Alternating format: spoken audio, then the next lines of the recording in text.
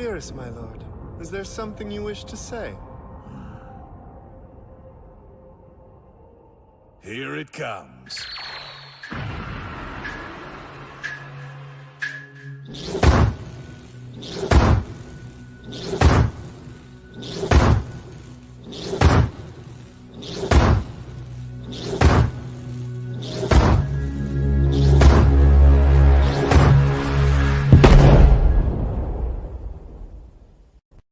Warning.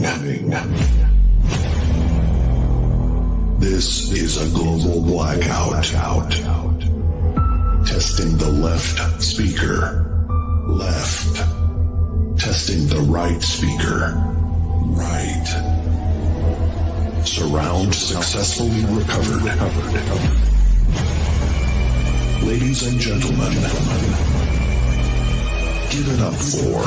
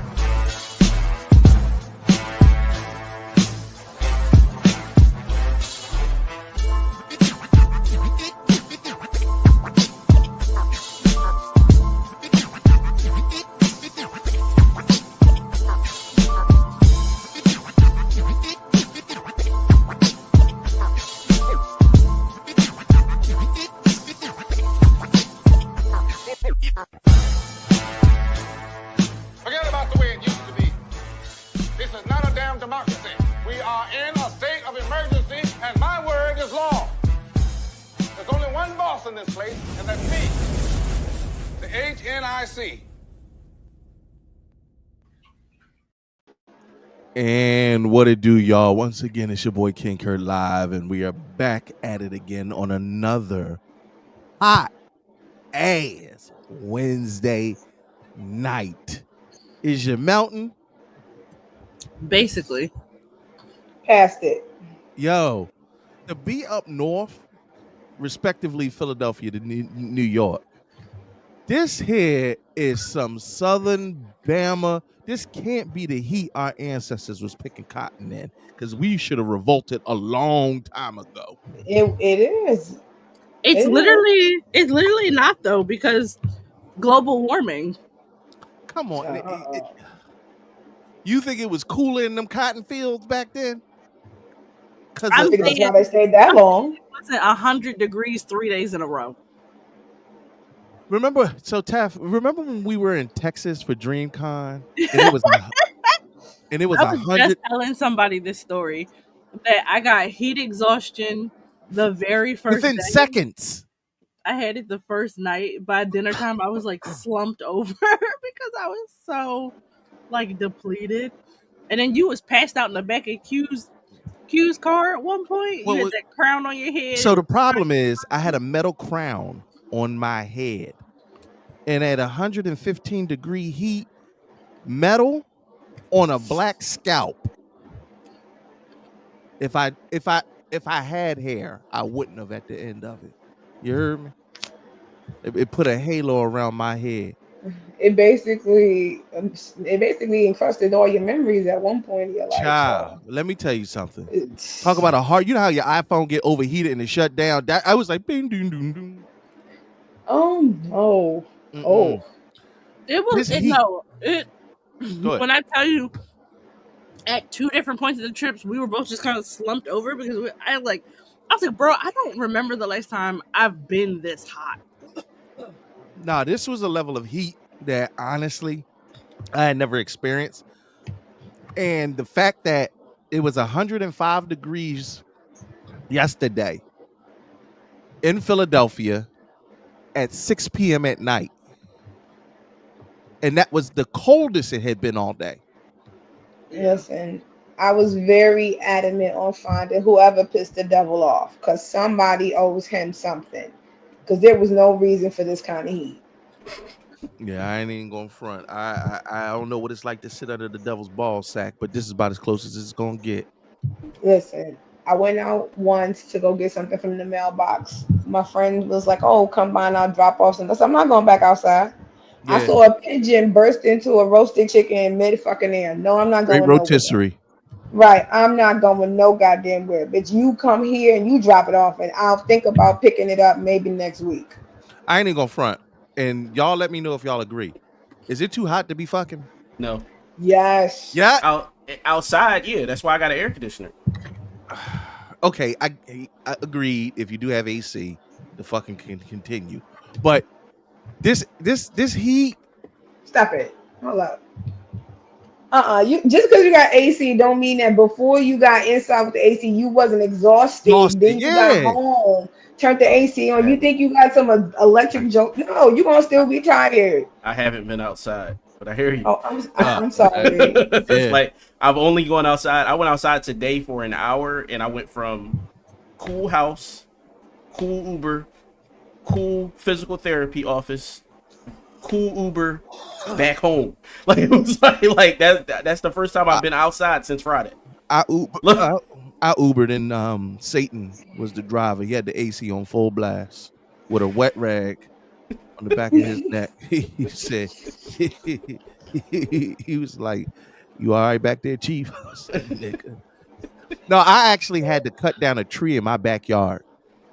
Now, I did that at 8:00 in the morning because I just thought I was being smart and gonna Getting out beat the there heat before I get hot. before that sun get high in the sky and Oh. cook my black ass. Nah. I wasn't out, and mind you, I had to get out. It wasn't a choice. Like I was gonna get fined $300. So it was either $300 or heat exhaustion. Baby, let me tell you something. I'm not built. I know we want to go back to Africa. I don't know. But let's make America great again. My ancestors fought for this country for a reason. We one good heat wave, and I was like, you know what? This back to Africa shit might not be You're the like- wave. No, I had to put a shelf together by myself, and by the time I got it out of the box, covered in sweat. Just getting it out of the box, and it wasn't that hard to put together. But you know, when you get hot, you get irritated, and I'm like, Quickly. damn, where's the shit? Like, No, real talk. This the heat.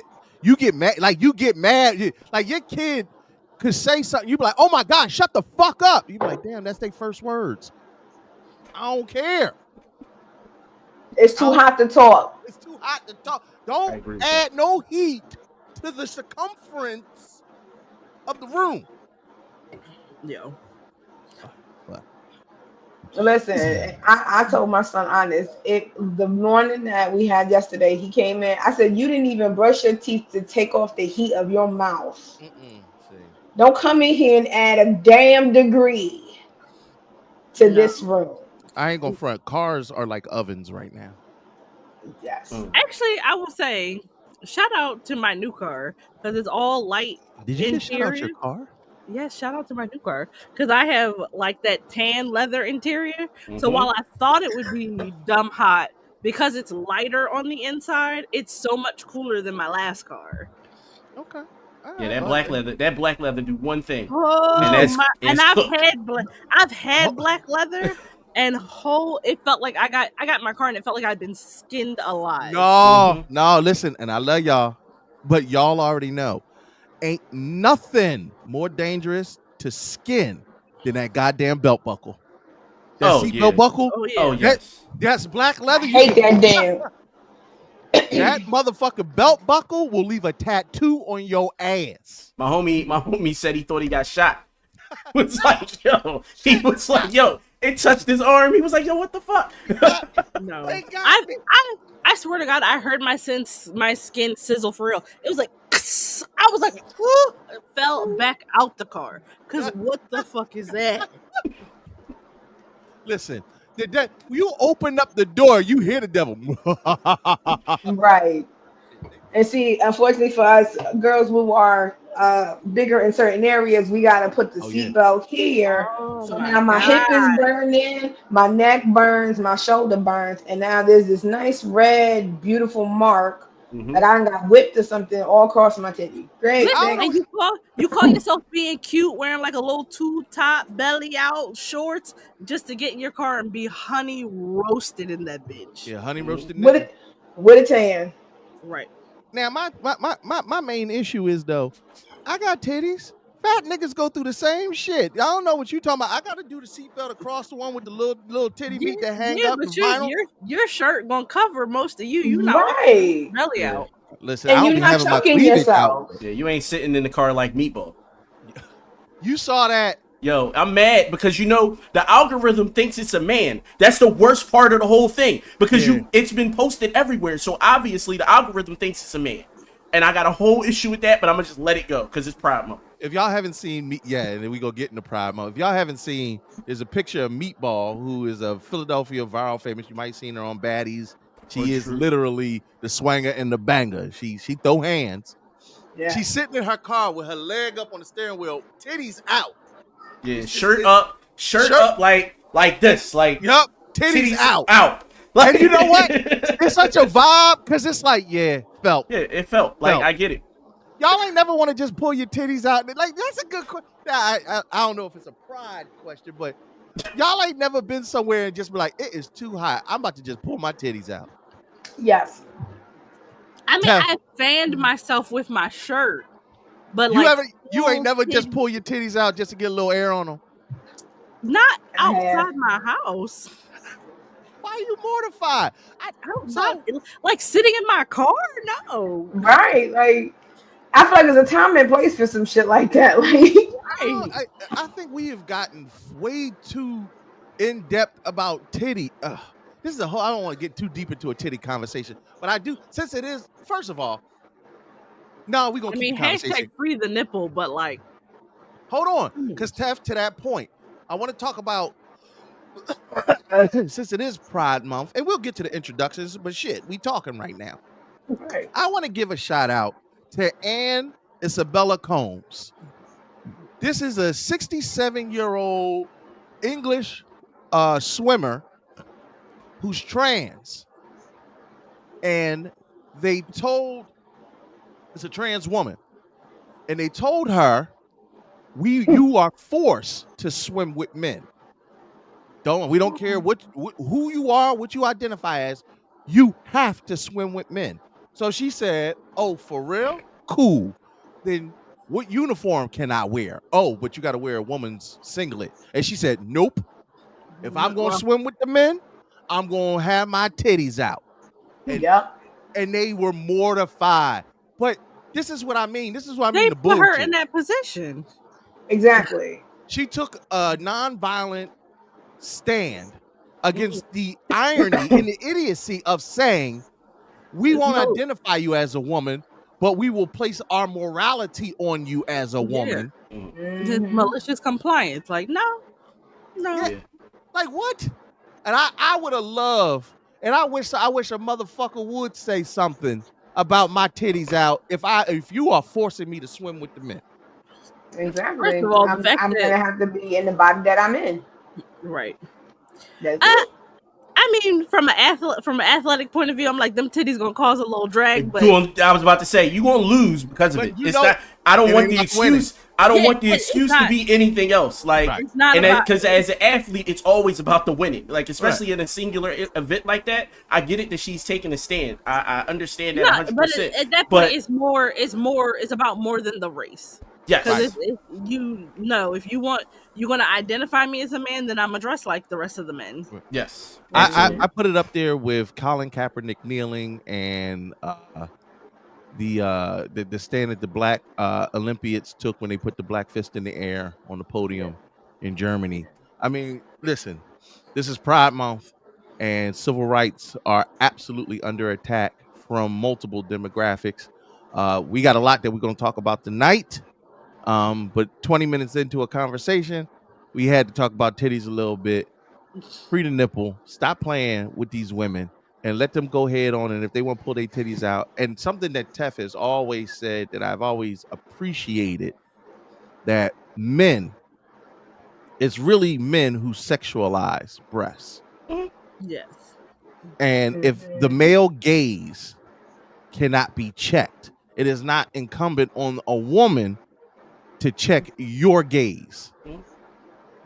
Really, we put these ass backward hypocritical stipulations on women because our little dicks get hard. Well, their little dicks get hard just because you see some titties. And I I love titty. I ain't gonna front. I love a good titty, but I've never been like, oh my god, drooling. You've probably never done that in general.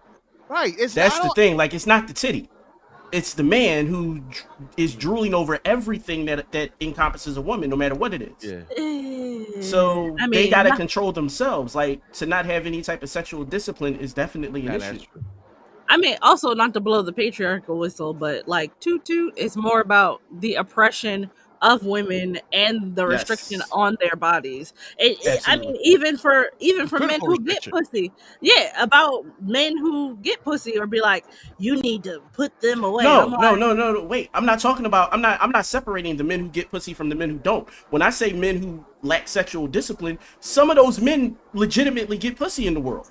But they still lack discipline in the sense that they can't look at the form of a woman and not become sexually aroused. But that goes right back into what Teffy was saying, basically, because if you think about it, we burned our bras back in the 60s to rebel against male oppression. And now we're turning around and doing the exact fucking same thing all these years now later because you guys don't know how to turn your fucking eyes when my tits are out. Like, no, and I'm saying even if it's not a sexual, thing, men will still be men and women uphold these oppressive symbols because they're like, oh, they think they're sexualizing me, they think I'm trying to be sexy, and I'm like, no, I'm just hot, I'm just trying to feed my kid, like, right. Or when I was breastfeeding, like, even my mom being like, can you go in the other room and breastfeed? And I'd be like, bro, you're at my house. Yo, listen, when I tell you I checked the shit out of my mom in her house when she said that to my ex, I was like, hold up, wait, whoa. I was that's so wild. You know what? And right on time, speaking of titties. Hey. It's murder. Hey. Right on goddamn time. Murder. No, because in murder, you can hop in on this one. Again, how do you look at a woman breastfeeding and look at it as something sexual? And not understand that, and then to compound it, my main thing is the hypocrisy, because I know fat motherfuckers with bigger titties than some women, and they don't make them cover up.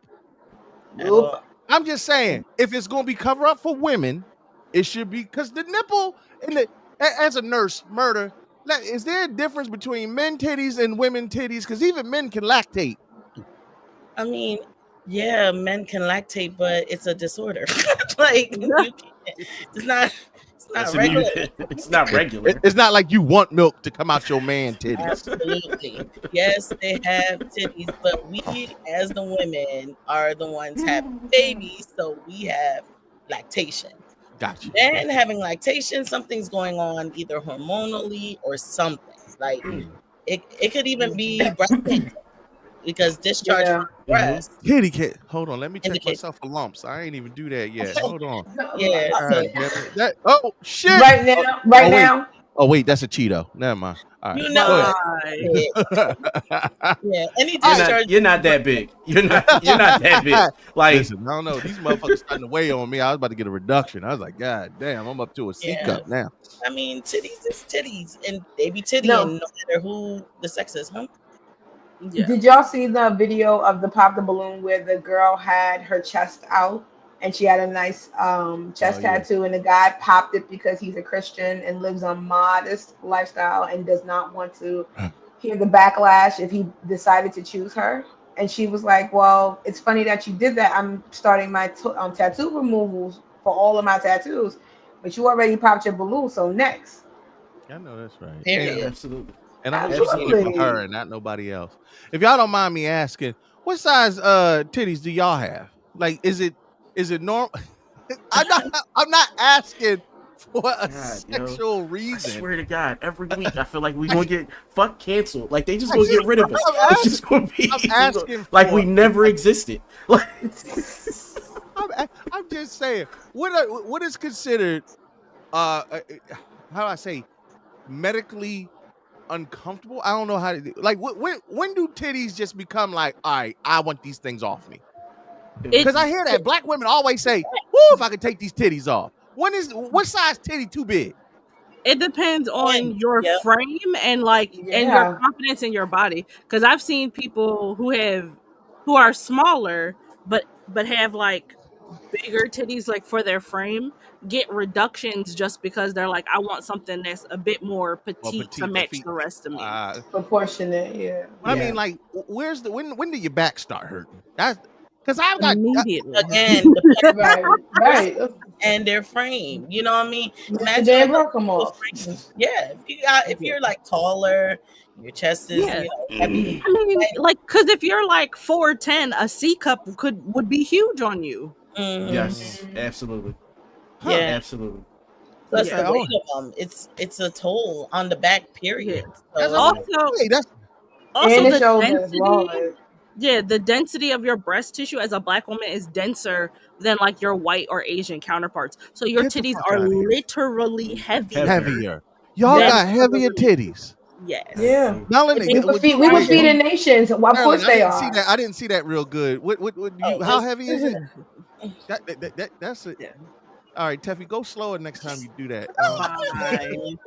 Is one heavier than the other? No. All right. Okay, this ain't about titties. No. This is, I mean, it can be about titties. One's a little bit bigger than the other. Can be about titties. The left one. Isn't one usually bigger? Yeah, my left is bigger than my right. My right is bigger than my left. Yeah. Really? My right. I don't know why. A lot of the people that I have fun with always favor the left one. So it's because I'm left hand dominant. I'm talking about titties, boy. They just take away with it. I love it. I'm left hand dominant and pull, so I'm stronger on my left side. So the titty on the this heavier side titty smaller. It's gonna be higher. No, it's actually smaller on that side. Is you working that muscle, child? Yeah. Mm-hmm. Yeah, and to be honest, those are usually the last to go. Glad I didn't forget my bones.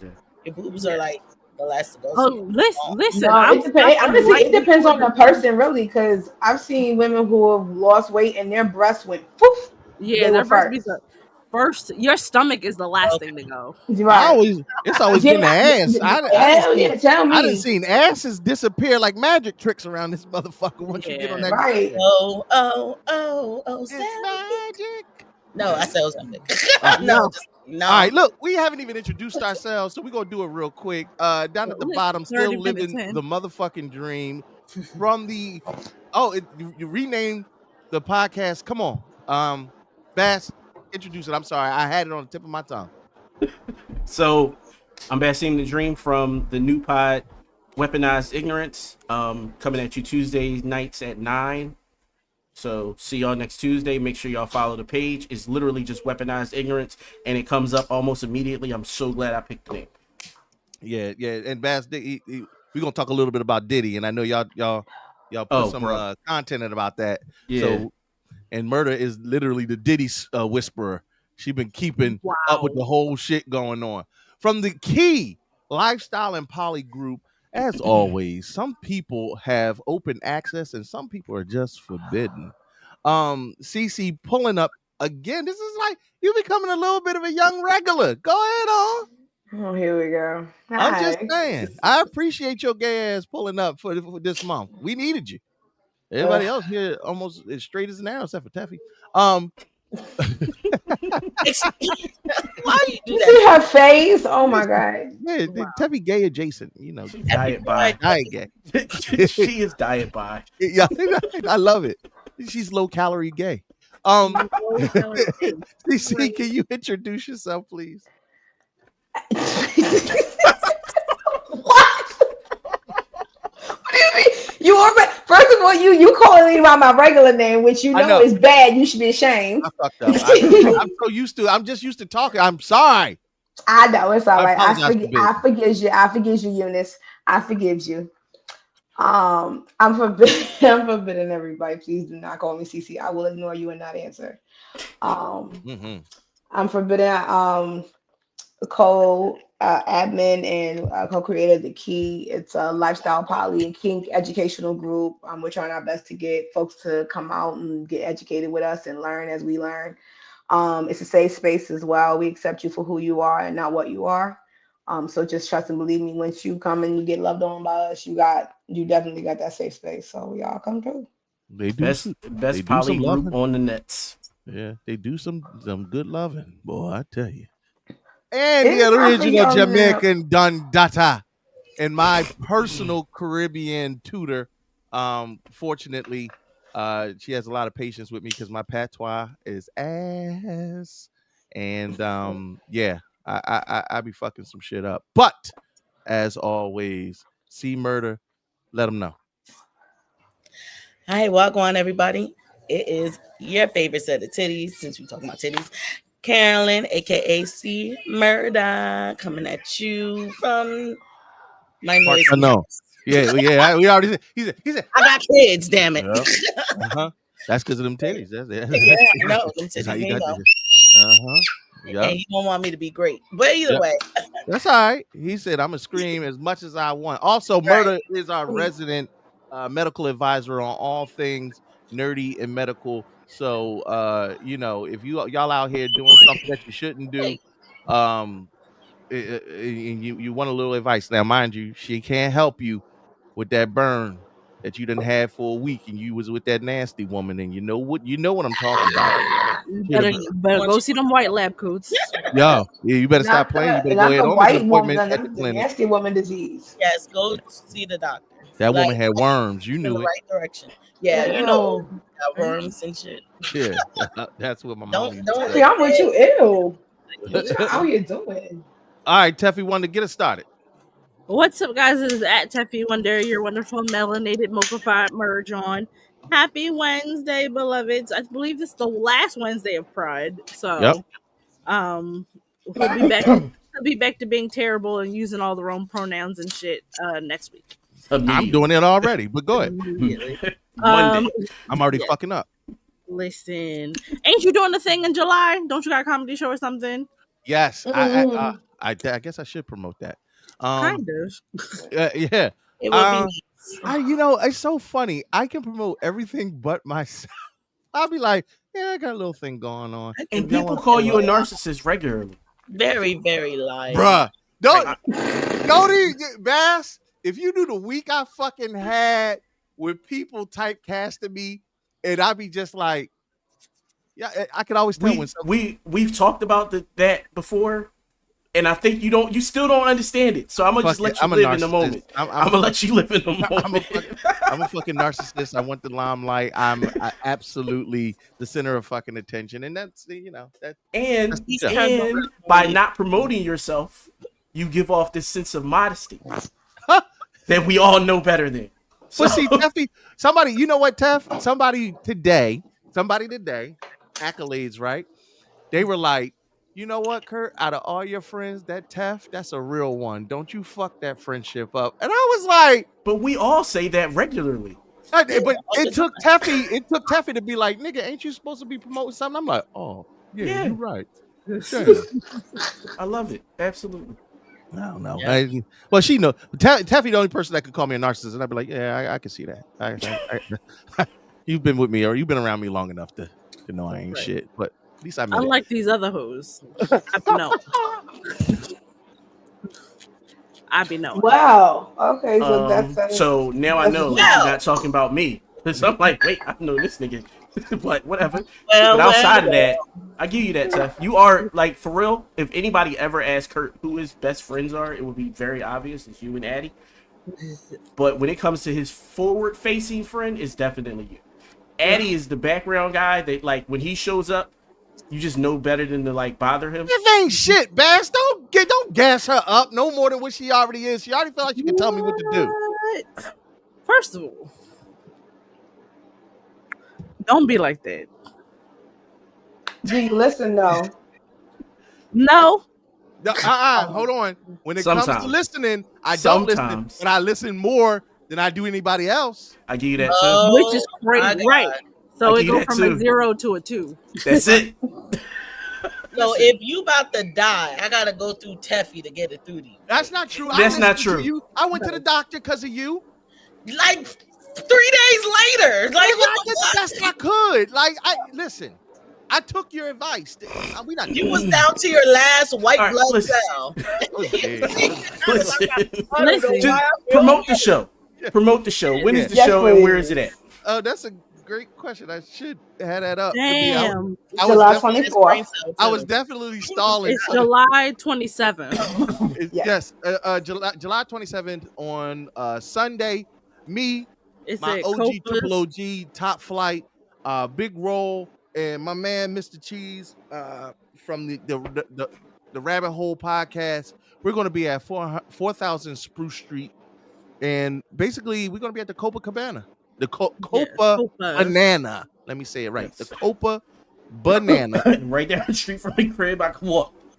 Like literally, if y'all know me, I don't just dabble in this comedy thing.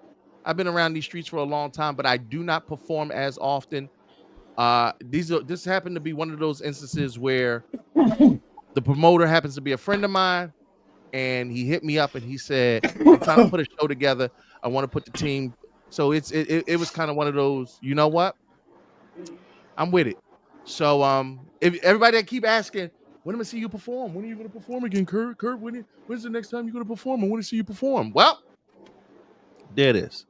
And after this performance, I don't know when the next time I perform. I missed Philly's Funniest this year, and I'll be back next year. But life be lifing, and between HNIC and doing everything else that we got going on, I don't get to hit the stage as often. But I'm going to have a nice long set, and I'm gonna put my foot in that motherfucker.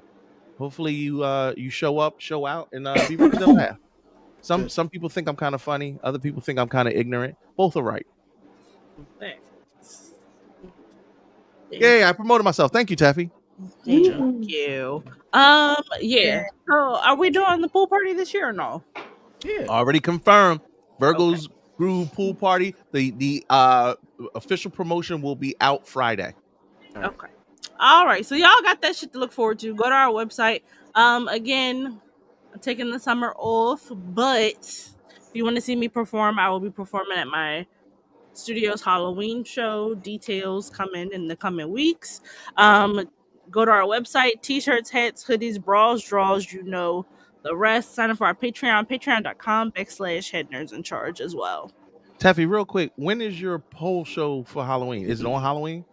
No, it's usually like the weekend before. Okay, because I'm about to say, everything goes right. We're going to be throwing a Sinners juke joint kickback party, and it's going to be ignorant. If life gets his foot up off a nigga neck long enough, this Sinners juke joint kickback is going to be the Halloween party. And I more details to come. We'll let you know, but just get ready. Y'all been waiting for HNIC to put events on, and it's more stuff coming down the pipe.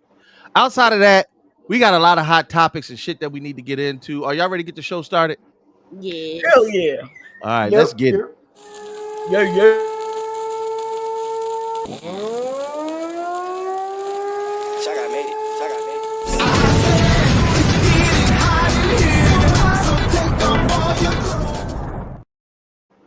Woo, baby.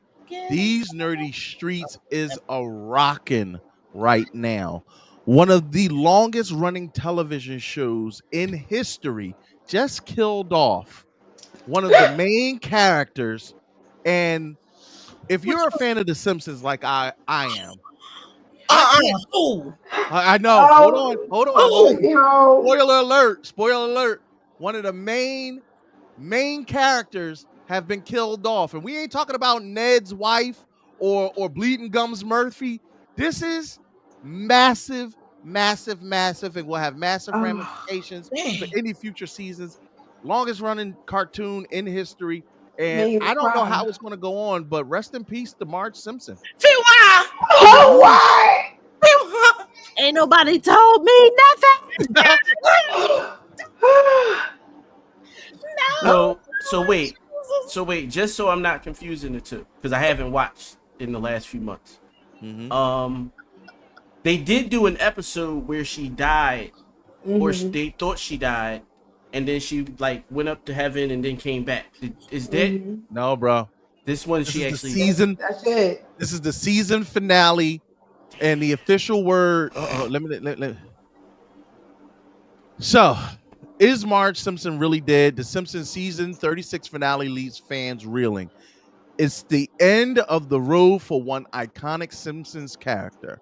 Many fans of the long-time running series were left devastated and confused after watching the season 36 finale, which killed off Marge Simpson. She's been around since 1989 and the matriarch of the Simpson family, but we may have seen the last of her after season 36. I won't get into, I don't want to spoil how it happens, but they get into, is Marge really dead? They say technically yes, but the majority of the episode takes place many decades in the future. Unless the show decides to take a drastically different direction for future seasons, Marge will presumably not return for season 37. I'm not accepting that. Ew. Call one of them Haitians. I need one of them Haitians to come to the floor. We need to bring her back because I can't do something without her at all. I'm so serious. Who gonna raise them kids? Oh, remember? Yeah, Brian Griffin was killed off of Family Guy, and people had such a conniption. This brought this nigga right back.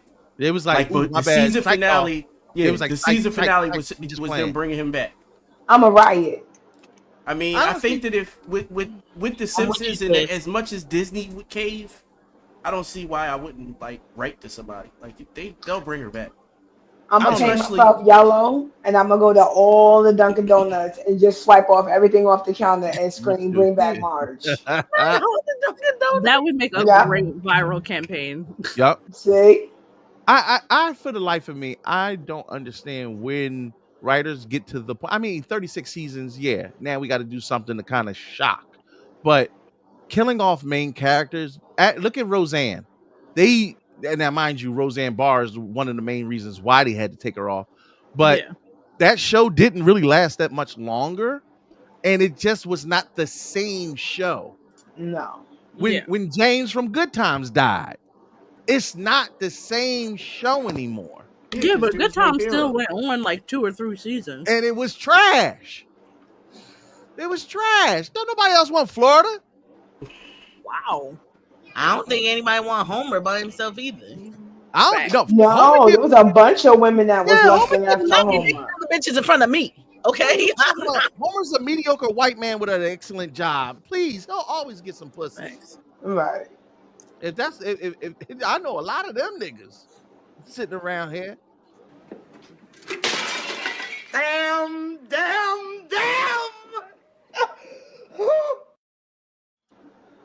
But much love to Marge Simpson. Rest in peace for cartoon piece, because you never know. They cartoons, they be doubling back all the goddamn time. So we don't really know how this is gonna play out. I was about to say South Park killed Kenny every season for like the first 2, like every episode for like the first season. I think first 2 seasons. Like y'all be all right. Yeah. It's not the same. I won't be all right. In the grand scheme of things, I didn't get to reintroduce this particular episode. This is episode 319, How We Survived World War III. It's kind of funny, but also very real topic that we're going to talk about a little later today in our main topic. But Hulk Hogan and Eric Bischoff started their own new wrestling promotion. They wanted to open it up in a 13,000 seat venue because they just knew people were going to support it. They sold 383 tickets. And much to them. What was they really? Yo, somebody tweeted, when it comes crashing down and it hurts inside. Pack it up, big boy. Hulk Hogan, you're a racist. And let me rephrase. Not even the racists fuck with you. That's fucked up. It ain't that many of them. That part. I'm still a big wrestling fan. And Hulk Hogan still was a very large part of my childhood. I still love Hulk Hogan, but Terry Bollea, or whatever the fuck his real name is, that's a racist piece of shit. Hulk Hogan, the character, is still good with me. Hollywood Hulk Hogan. Sometimes you got to separate the art from. I can't do it with R. Kelly. Can I do it with this nigga? I prefer you do it with R. Kelly. R. Kelly was the best of the Oh, best of the best. No, The fuck? I ain't gonna front R. Kelly. I have a hard time not listening to R. Kelly music. I don't have a hard time not listening. I just not me. Not me. I mean, the judge did say the streams, the revenue from the streams are supposed to go to the victims. Right. They have not yet started the payout process, but theoretically they supposed to get that money. So so I could listen again? You can, but you're still. All right, can you just show me where that's linked at? Just show me the link, and I'm right on my. Yo, site. I'm right back on R. Kelly. I'm supporting. I'm not saying play it at no parties, but like no. I'm saying supporting the victims. No, not via BMI or ASCAP. What? So you can't play it publicly, but you can definitely play it in your car or at home. I figure every stream is money that goes towards the victims. That's it. I mean, or you could illegally download it and then he not getting no money. Is it a gold stream? You know what, Teffy? What? I'm not doing this with you. You saying I'm watching too much One Piece? Oh my God! Shout out to all the people who commented on my One Piece post last Saturday. I got like 2,000 views on TikTok, which is the most I've ever gotten. Really? You out here? Yes. So, thank you to all the new One Piece fans who reached out to both console and laugh at me because I was like, niggas, I'm crying all the time watching One Piece. I tried, and Shaq really tried to get me into it. I'm still not there yet. I'm not even gonna bother. Maybe it's just me. It's the fillers. That's all. Once you get past that, then it gets That's better. why I asked somebody like, can they break down an episode by episode, like so that I can just skip over the fillers? Nope. There is a guide online. I used to have it on my phone. There is a guide online that shows you which episodes you can skip and which ones not to skip. But it's like so few, and the arcs themselves still be like 10 episodes a piece. So like I'm like, you might as well watch some like 2 or 3 filler episodes. Yeah. You might as well skip them for what? I'm just gonna wait for the movies if y'all don't mind. Or if you want to do the movies, you could do that as well. All right, we gonna pivot a little bit on the P. Diddy news. Who the hell? He got moisturized before. I was about to say this the best courtroom drawing I done seen. I'm like, who did his hair? So they P. Diddy, that Sarah V. the recent update has P. Diddy. The prosecutors are dropping the kidnapping and arson claims. So not all of the kidnapping claims, not all of the charges. It's not. Yeah. Federal prosecutors narrowed the racketeering conspiracy charges against Sean Combs, removing the claims of arson and kidnapping just one day before closing arguments began the blockbuster sex trafficking trial. He still faces 5 federal counts of racketeering and conspiracy and sex trafficking. So you're spot on, Tef. It's still out there. It's just not. And they said that this is a normal thing that they do when they prosecute. Yeah. So and it's 5 counts of kidnapping. It's not all of them because some of those kidnapping charges do go with the sex trafficking charges. But they the streamlining it. Yeah, so basically the prosecution is trying to streamline the charges because they feel like maybe they didn't meet the requirement of proof for every single charge. So rather than confuse the jury on what to charge him with, what to convict him on, and what not to convict him on, they've narrowed the scope of the charges. They did rest their case. The defense has no defense. They're not calling. Well, no, not that they don't have no defense, but they're not calling any witnesses. The defense is only going to introduce new evidence. I believe they took today off, or they taken tomorrow off, just so that the prosecution, the judge, and the defense can come to an agreement on what the final charges are going to be. Okay, all right. Well, that's your Diddy update. Murder Bass. I know y'all. Murder is literally the Diddy She been whisperer. following. She been following it real shit. heavy. Yeah, And all the Bass, you recently just talked about it on your podcast. I want to go to Murder first, and then Bass, let me know what was your commentary on your podcast. But Murder, what do you think about all this? Because you've been keeping up with it.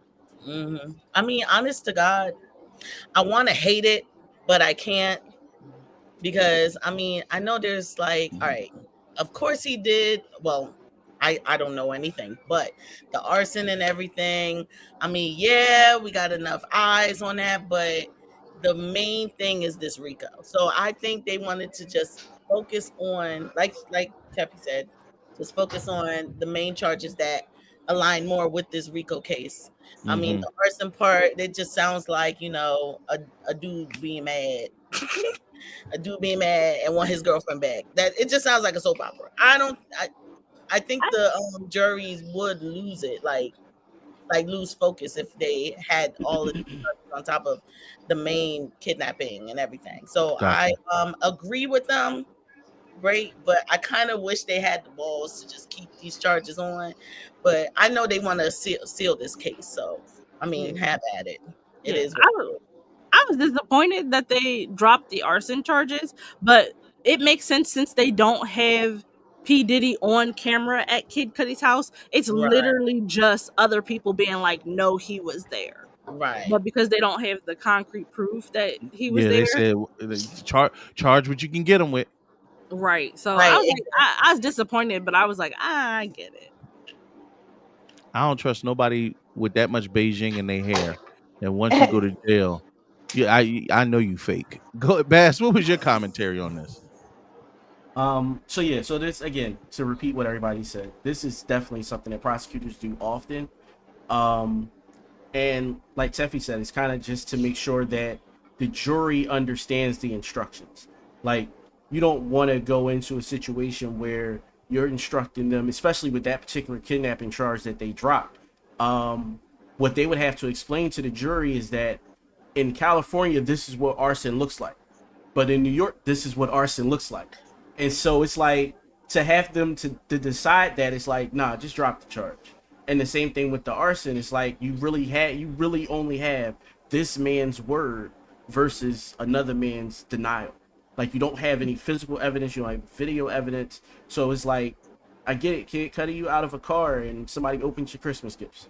Like, I mean, it wasn't just Kid Cudi's word, it was Cassie's word, it was the assistant's word. Like, but none of them were there with him to witness it. They just said he was there. The assistant was. He made her get in the car and ride with him to Kid Cudi's house. She was an eyewitness to him doing it. Yeah. And then other niggas on camera. Whoopsie. And that was the thing, but technically they don't have him, like, his face on camera. The glove that was taken in evidence was lost or destroyed by the LAPD. So OJ all over again. Nah, man, Diddy is a supervillain. We ain't know. Yeah, I'm telling you. They said that's how he was standing. Remember, Kid Cudi said when he went to go have that meeting with him, he was standing there like a Marvel villain. I'm like, which one? Like, was it behind the back? Was it the? Listen, at the end of the day, Diddy gonna end up with what he deserves. Hopefully, prosecution, allegedly. I'll keep saying allegedly because this thing has to wrap up. But at the end of the day, he's innocent and proven guilty. Y'all don't believe that anymore. There has been enough corroborating evidence for non-consensual shit. At a minimum. At a minimum. And saying we feel how you want to feel. Yeah, from at a minimum, non-consensual shit. Like, at minimum. Which is crazy. Cardi B was just in the news. Apparently, Stefan Diggs took her to a castle and fucked her so good that she ended up with dick fog. Forbidden. What is dick fog? Could you break down? Is that like being hypnotized? No, hold on. Let me. Could you explain dick fog to me? I'm gonna go to each one of the ladies, and then Bass, you give me your opinion. But I want to hear from Forbidden first. What's a dick fog? Is okay. So after you orgasm and passed out, or for me, passed out, It's you're discombobulated. Like everything feels. You could have told me I was all up on the camera. By Yeah. the Oh way. yeah. We was looking at them Yetis already. Come on, Dick Fog. So it's kind of like a who, what, where, who are you? Who the hell was that? Why did you do me that way? It's kind of like getting yourself kind of you are in a fog, literally. So you I dick know for me. combobbled. There you go, dick combobbled. Dick combobulated. Dick combobbled is that's real shit. All right, That's in the Taffy, word. help me break it down. What's Dick Fog to you? I wouldn't know. I never had it. I knew she was going to say Really? that. Negative What's ass. Peppy? So negative. You need to get her a Stefan. Taffy, even if she had Dick Fog, she'd be She'd like, never "What is admit it. this? I don't want it. Nah, I'm good." What? Not you Yeah. painting me out to be a hater. That's I'm not crazy. saying you're a I'm not hater. saying- I'm just saying you wouldn't know a Dick Fog if it hazed all over you. Y'all niggas not good enough. I ain't never had it, so. This ramen. Yeah. Lord have mercy, Taffy. I mean, you get the little glamour sometime where I'd be like, was that you? Was that me? What happened? Oh my god! But he's the one laying down and resetting. He's There got are a pussy handful of fog. times that I have not had a response to something that he said. I instantly ran the Rolodex of the niggas that I know she been with. I'm just like, that's fucked up. That's so fucked up. And that's not the listen. No, you can't take it back. I would never. I would never. They probably watching. Niggas, you see what she said, right? And what they finna do? Fuck me unsuccessfully again? Again. Right. What you finna do? Not understand the assignment. Right. The Not thoughts and give views me that Teffy another- wonder. No, let me not say that because Right. I don't know if y'all fucking good or not. Orgasm That's me. y'all business. I mean, unorgasm me again. Oh no! You're right. You know I've what? been just as irritated now as I was before you got here. Like, Yo, great. I got another question, but I'm gonna ask later. I will say won't because it's been a long time since I've been in love with somebody. When I was engaged and in love, all that good stuff, but that was a long time. Don't try to clean it up now, nigga. Nah, you ain't never been Dick Fog. Don't nobody want to hear that bullshit now. Good job. Go ahead. Murder, what is Dick Fog to you? Oh boy. Well, Guan. go on, everybody. Listen, when the body sweets you, or you understand that when the body sweets you. Oh, it got that good cocky. That dick be good. Like it kind of it hits your brain stem a little bit. You know what I mean? Like I just start stuttering. I'll be like, ooh, I don't even know where I'm at. In tongues, you got the Holy Ghost. Yeah. Did you do that? Was that you? Like I'll be sitting there stuttering in the middle of doing it. You sound like Lionel Richie. Hello. Nope. I'm saying my eye twitching. I think eye twitching is crazy. No, and eye twitch is mean. No, all right, Bass. Happens. Hey, how you just gonna cut me off? Oh, I didn't know. My bad. I thought you said eye twitch and you all the fault. I mean, what I love is she said eye twitch and went to a memory. I mean, I trailed off. She was like, it doesn't matter. Like it is what it is. But I just know that after a while, you just in there, you just like, wow, what happened today? That's pretty much what it is. Okay. I just be lost in the damn sauce. It make you sleep in the wet spot. I get it. Mm-hmm. I'll stay in there. Be like, oh, it's so nice and warm. And it's ice cold in that mug. Bass, Lovely. what is a dick fog? So back in the day, I ain't know no better. You know what this is? Back in the day, it's crazy. Right. When I ain't know no better. Dick fog was dicking a bitch down and getting a pair of Jordans. Wow. So, the hell? Excuse me? I don't like I that. never got Jordans. I did get a pair of Timbs. Or having the side chick buy all your kids Christmas gifts, and drop them off at your current girlfriend's house. Dick fog. That's dickmatized. That's raining That's right. not dick fog. No. Oh, that's beyond fog. Oh my bad. Yeah, that's the to me, that's Lulu. prolonged insanity. Yeah. Right. Can men Like- have pussy fog? Yes. Hell yeah. You saw the boy that was paying $3,000 a month for $100 a month Oh yeah. situation. So Pussy yeah, fog, pussy fog has been around well before there was dick fog. yeah.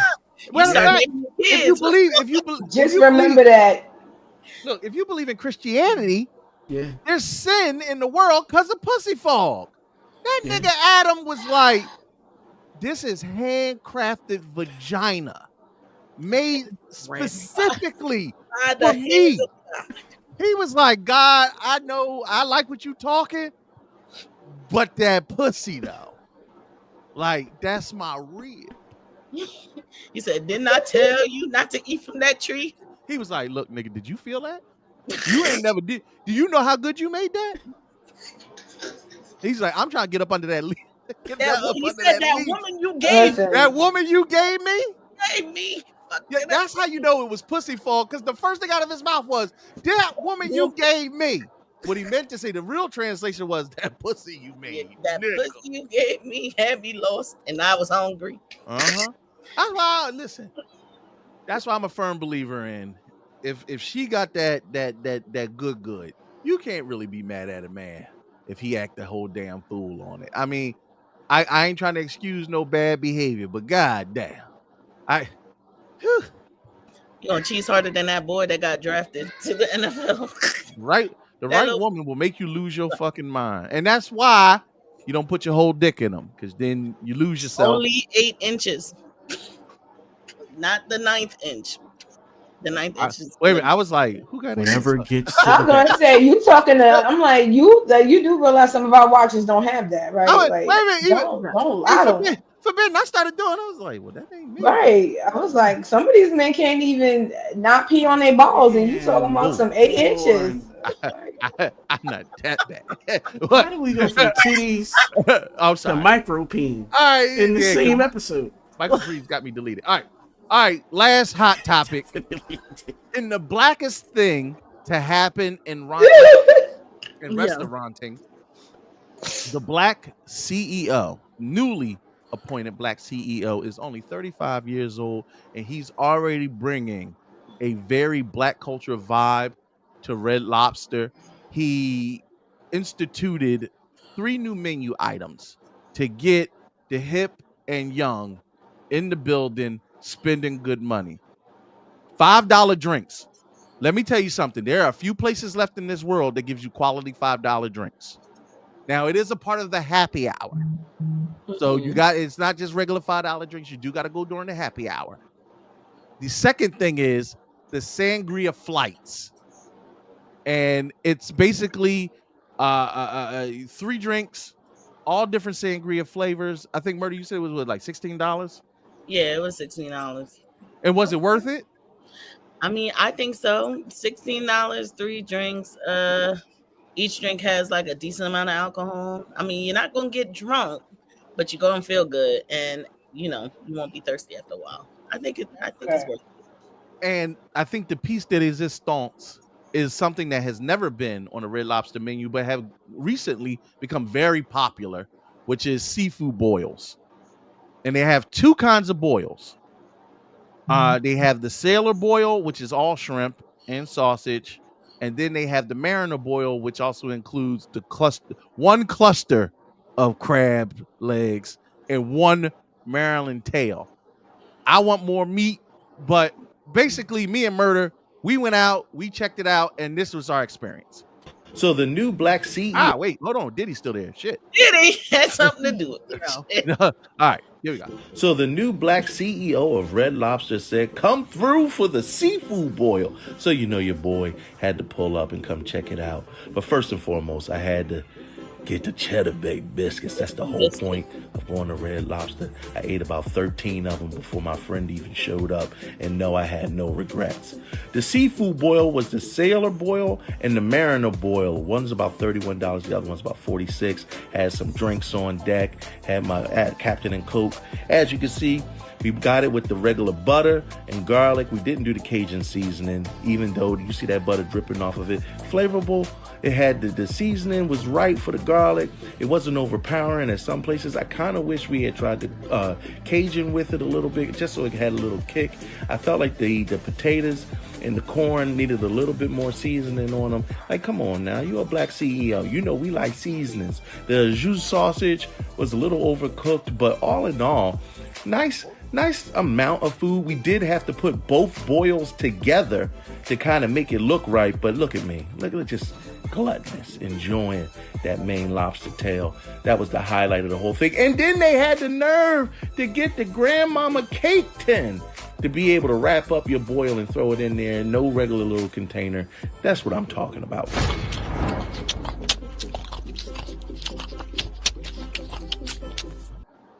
So, listen. I don't know the last time y'all been to Red Lobster. Are y'all still Red Lobster fans? I mean, I don't hate it. Right, but it's not something that I wake up and go, "Ooh, I gotta go." Yeah, because it's plenty of seafood places in the hood where if I'm gonna spend $50, I get more. Because I ain't gonna front. The clock bar gives a better platter of seafood for less money. Oh, see, but it's a boil, so you know it hit. Yeah, it's gonna hit different. Yeah. I put it like this. Again, I'm not saying that Red Lobster back on the map, but they are. It's a new direction, a new path, and if not for this change, I would not have gone to Red Lobster. To be honest with you. And can I add something to that? Yeah, of course, Murder. Yeah. One thing I can say is my favorite thing. Results may vary. We just went to the one right here in Jersey and shit.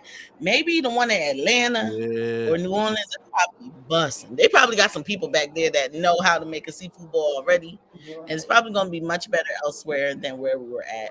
But, I mean, decent if you was at, Red Lobster one day and decided you want to eat.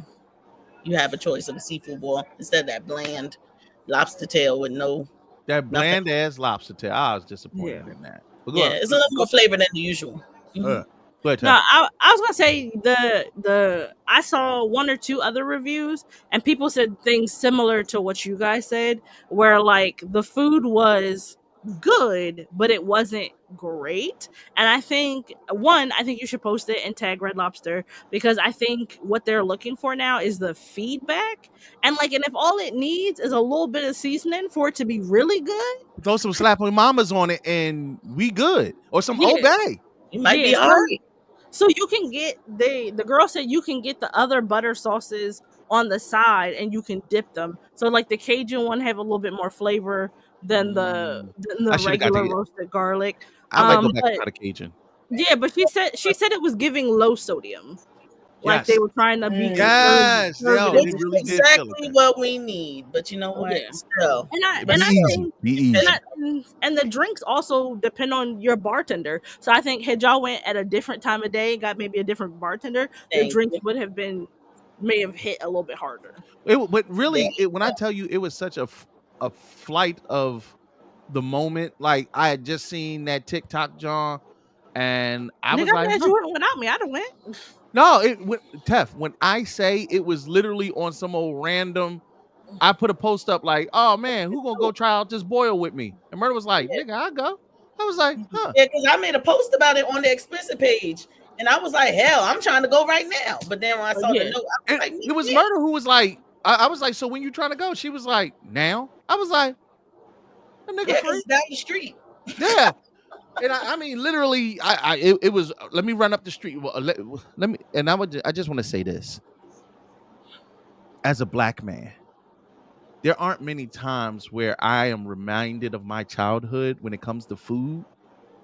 But it is something about them Cheddar Bay biscuits. And me and Murder had this conversation. I don't give a fuck that they now sell the box at home and you can make them by yourself. I don't know. Let me finish. No. I was gonna say they actually changed the recipe on the box to make it not as good as the one that they serve in the restaurant. Oh, because Yeah. Because Y'all always have to add stuff. I told box. Murder, I said, I want day biscuits coming out of Them day oven. I want the oven that got 15 billion bodies of biscuits on it, and the seasoning is in the meat racks, and they're hanging around, and the butter is all in. Because they using different cheeses. You got that cheese from Acme. They got their cheese from somewhere different. I want day cheddar bay biscuits, and they stop serving me that box shit, telling me like it's the same. It don't taste the same, and I don't give a fuck. I'm going to Red Lobster. I'm going to eat 47 of them biscuits and drink 2 waters, and I be wanting to leave because now I'm full and I don't really need to eat after that. But I feel shame because I spent all this damn time eating these biscuits, and they think I'm a broke nigga. So now I gotta order something expensive to offset the fact that all I really wanted was these fucking biscuits. I didn't want that nasty ass food. Okay. I see. Yep. Yep. You got boils now, and it was worth it. I did feel like the Mariner was a little pricey, and the lobster tail wasn't given. And 1 crab leg is an insult. In the history of niggerdom, no black man has ever bought a platter and been like, "Yeah, 1 crab leg is enough." So wait, it's 1 crab leg and not even a cluster? 1 cluster, one cluster. one half body. Okay. You know the snow crab legs when they crack them. Yeah. Nah. No, that's what I'm asking. You said 1 leg. Whoa, 1 leg is crazy. I meant 1 cluster. Wait, now you lost your mind. But like I started to get mad because I saw 1 half of the bane tail, and I'm like, I know these motherfuckers only gave us a half. And Murder was like, no, the other half over here. But the same with the crab. Give me a whole crab. At least you get 2 clusters off the whole crab. Yeah. Give me the whole shit. And then to make matters worse, that's where they really get you, because then the biscuits be so good. You done ate all of them, and by the time you ready to dig in, you so full. Like, no, it just gives you this. I gave Murder the whole thing because I was like, I don't know why. I was like, I'm full. She said, nigga, you had 13 biscuits and water. That's how they That's just spreading in your stomach now. I was like, yeah, I feel it. Listen, you finna be hungry in like 45 minutes. Right. Yep. So I'll say this. We can run it back. We can run it back and go back to Red Lobster because now I got to try. I want to try mix with the Cajun. Okay. Yep. And the John. And honestly, and I promise you, it's enough. If you put the 2 together, it's enough for 4. Okay. Well, Go ahead. Go ahead, Forbidden. No, I was saying as far as like I'm proud that we have introduced something like this, because a lot of the old school restaurants that we all know and love and that used to serve our childhood, they're all disappearing. The rents are are going higher and higher. They can't afford it, so they have to close down the businesses. But Red Lobster, I guess I like the fact that he was innovative enough to say they're doing this, but we're gonna do this too. But as y'all said, kind of switch it up. So all I'm hoping for is that I know, Red Lobster can get very rowdy. Not in Cherry Hill. It depends on which one you go to. I was about to say none of the ones up in Philly here really. In Connecticut they do, in New York they definitely do. I just you know what I'm saying, like I just would hope that this would kind of like bring up different kind of class of folks. So I'm just hoping. But you know what? Honestly, Forbidden, and I don't know why, but Red Lobster has always been the church-goey folks, because Red Lobster was always a little bit pricier, and we only went on the weekends after service or something special. And I get it. I like Red Lobster hasn't always been like that top tier restaurant. Honestly, I'd rather go to Bonefish Grill. I think Bonefish Grill has more of a classier aesthetic. And more date vibes. But remember, Red Lobster was the place you would take a date. I'm like, Red Lobster. It used to be the date spot, and then it kind of lost that energy. But I agree with you. Boils are cultural. Boils are. I think of Louisiana. I think of Atlanta. I think of down south Bayou shit. Yeah. So I mean, it definitely brings back a hint of culture to Red Lobster, because them endless shrimp wasn't given. It was cool back when it was like once, twice a year. Yeah. Then they tried to do forever endless shrimp, and then they do low quality shrimp. I'd rather have high Right. quality food that tastes good. And I again, the $46 sticker price was kind of like, I need you to put more crab legs in there. Yeah, like fuck these red potatoes and this corn. Where the fuck my crab Yeah, legs? I was like, where the broccoli? Where the mussels? Where the Where the boiled boiled egg? egg? Yeah. Listen, I saw it and was like, I'm about Yeah, to just make my own. Yeah. mhm. All in all, let me see. Hold on. All in all, I will say, I think the bill with drinks, tax, tip came up to about 160. And 2 people? but yeah, just yeah. Yeah, with the Right. drinks. She had No, a because flight. that had like what 10 damn was it Captain and Cokes and Oh foolishness. yeah. Oh, Oh, wait. that I did makes not have that sense. many. I had 3. That makes sense. Yeah, Yeah. right. That do Yeah, eat me. But murder yeah. be having that. Well, no, the sangrias wasn't that bad actually. It was I $16. It wasn't bad And at it was all. all technically part of one drink. Technically, it's a flight. murder just threw in a late submission, and I know you Yeah. the fuck lying. No, I'm not lying because after that, I went to Target and look Yes, what I they found. do. Fuck out. Yes, they do. And TJ Maxx. Oh Yes, they yeah. do. I went to the pharmacy in there because I just know they ain't got weave in yeah, TJ in Target. they Oh, sold and it. it's not the Clearly. white. It's not the white girl extensions either. No, No, it's black. It's sewing. All of it. No, we ain't. Baby, come back.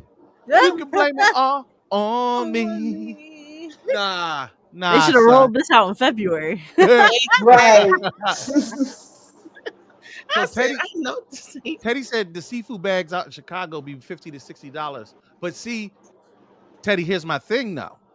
But your seafood bag, I bet you got more than one crab leg, a half crab leg cluster in it. If you give me more, look, keep them funky ass shrimp. Put more crab leg in there. Ease up on the potatoes. And that's what I'm saying. For like, cause I get like a seafood boil every year for Valentine's Day. It costs me like exactly $55, and that's to have it delivered to my house.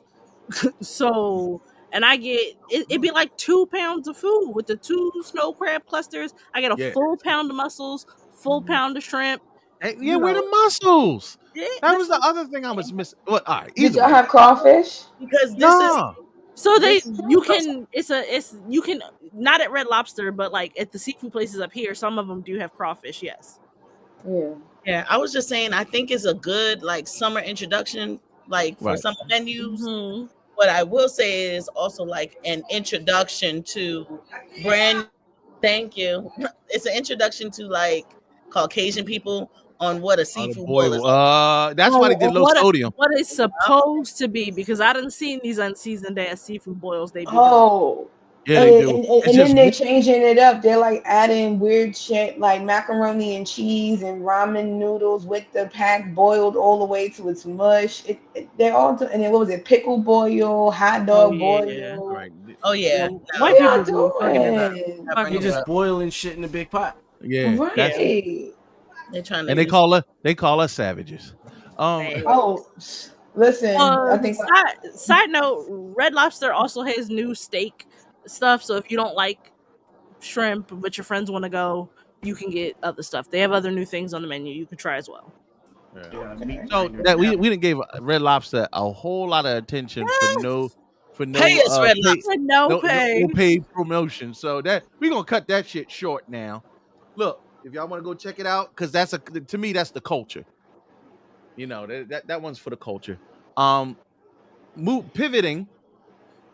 It's Pride Month, and as the resident gays of the panel, which we kind of skimpy on our gays to this week, I had a slew of questions that people have sent in. Remember, all this month we've been fielding questions from the community that you wanted to ask gay people, that you was always too afraid, but you know I don't give a fuck. I say that shit regardless.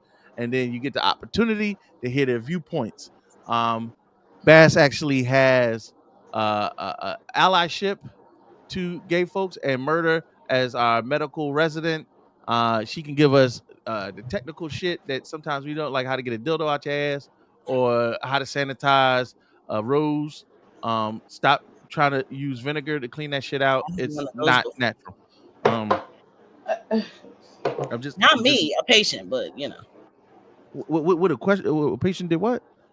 No, they had a dildo stuck in their ass and What? I had to perform Yeah. surgery. They came to the ED. I'm just like, that was my patient. I had to look. I said, You need a flat, like a platform base, so don't get sucked all the way in front. Oh no! If your booty sucks a dildo all the way in, it's all the way in. Yeah. it's all the way in. Yeah. And I'm You just have like, to relax and lots of laxatives. yeah. it was I'm bad. Accident. Yeah. And it wasn't a normal shaped one. It's one of them alien looking joints. I said, this is why we fucking Oh. This wasn't even supposed to go there at all. It was- Yeah, it's got to have a flat, wide base so it doesn't get sucked all the way in. Please save yourselves a couple $100 and a lot of embarrassment. Yeah, trust me. They upgraded trauma immediately. So And you will be a TikTok story for somebody. Trust yeah, me. facts. And it don't even have to be from that person. They tell me the story. I'm putting it on TikTok. So I want to. I don't want to make this segment too long. I did want to give more recognition. It is the end of Pride Month, and as always, one month does not encapsulate an entire people. We definitely appreciate a month of recognition. We've done different things throughout this month, but for those that are still fighting for equality and your civil rights, just know you do have people who support you. Now, one of the first questions that I will feel out of the three that we're going to talk about is, and it's actually a pretty poignant question. Is homosexuality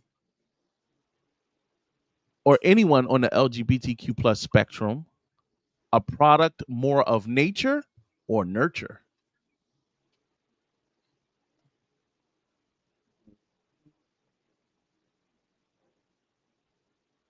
I'm not a single person. You can't raise people to be gay. Right. What the hell? Man. And not just that, but that varies per person. Like, That's how are we all I supposed to got. gauge how are we supposed to Yeah, how gauge do you- something like that? Yeah, like how are we gonna take a census on that? I would say that it is possible to raise someone into that, but I don't think that's the majority of people. I swear, I get stopped by so many people when they ask that because, my wife and I, we walk with our kids, older, younger. I get stopped, and it's, oh, well, you shouldn't expose your children to that, and it's like, eat a dick. Not even that. It's like you expose your heteronormative to me. Like, the fuck you want? Leave me alone. Yeah. Right. It's like at this point, I truly do not believe that you can raise someone to be gay. Okay. I disagree. I'm not gay. I am well aware of how nurture can influence an individual. The environment that you're in, and it's not necessarily, and we automatically take nurture as a negative.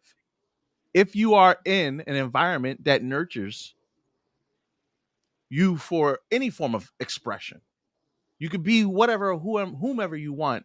And somebody who isn't gay is like, hey, I want to try this. And they realize that they're not gay, but their nurtured environment allowed them the freedom to explore it. You get what I mean? Right. There's different. Again, it goes back down to gauging it. You cannot gauge that because there's some people who are gay who didn't have that kind of upbringing. There's people who are straight that didn't have that. Like, so it's like you can't box something so broad into whether or not, hey, did your dad hug you, to were you molested? You can't, because it's like everybody has different walks. That's why I love all of this, because we all come from different walks of life that allows us to explore and to be free and have that, not security, but in a little security blanket to find like-minded people to experience these things with and to talk about and have that topic. But you can't. There's no way. You know what? Forbidden, I think you surmised that question up right. You Yes. cannot box something so big up in these little quantitative terms. I mean, if you're familiar with the psychology of nature versus nurture, you know there's a difference between what you're born as and what you biologically are, and what your environment and your surroundings cause you to become. Two things can be true at the same time. You can be born gay and have a non-nurturing environment that makes you uncomfortable to express that, to the point where you will deny the homosexuality within you so much that you might become an adversary of gay people, i.e. the Republican Party. And I mean that. The Republican Party during the RNC, they crashed Grindr.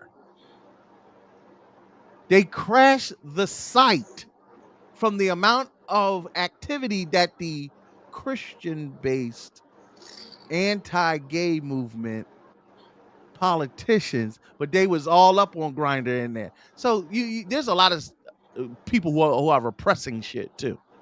But you know what? It goes right into what you said. It's the ones that have been taught that this is all a negative.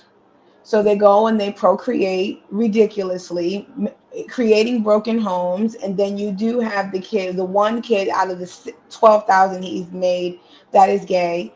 And that's the one that has the most hatred for themselves. It's the one that has the most issues, the hardest time coming out. And see again, but you can have mom be supportive and he can have an awesome stepdad. It's you can't.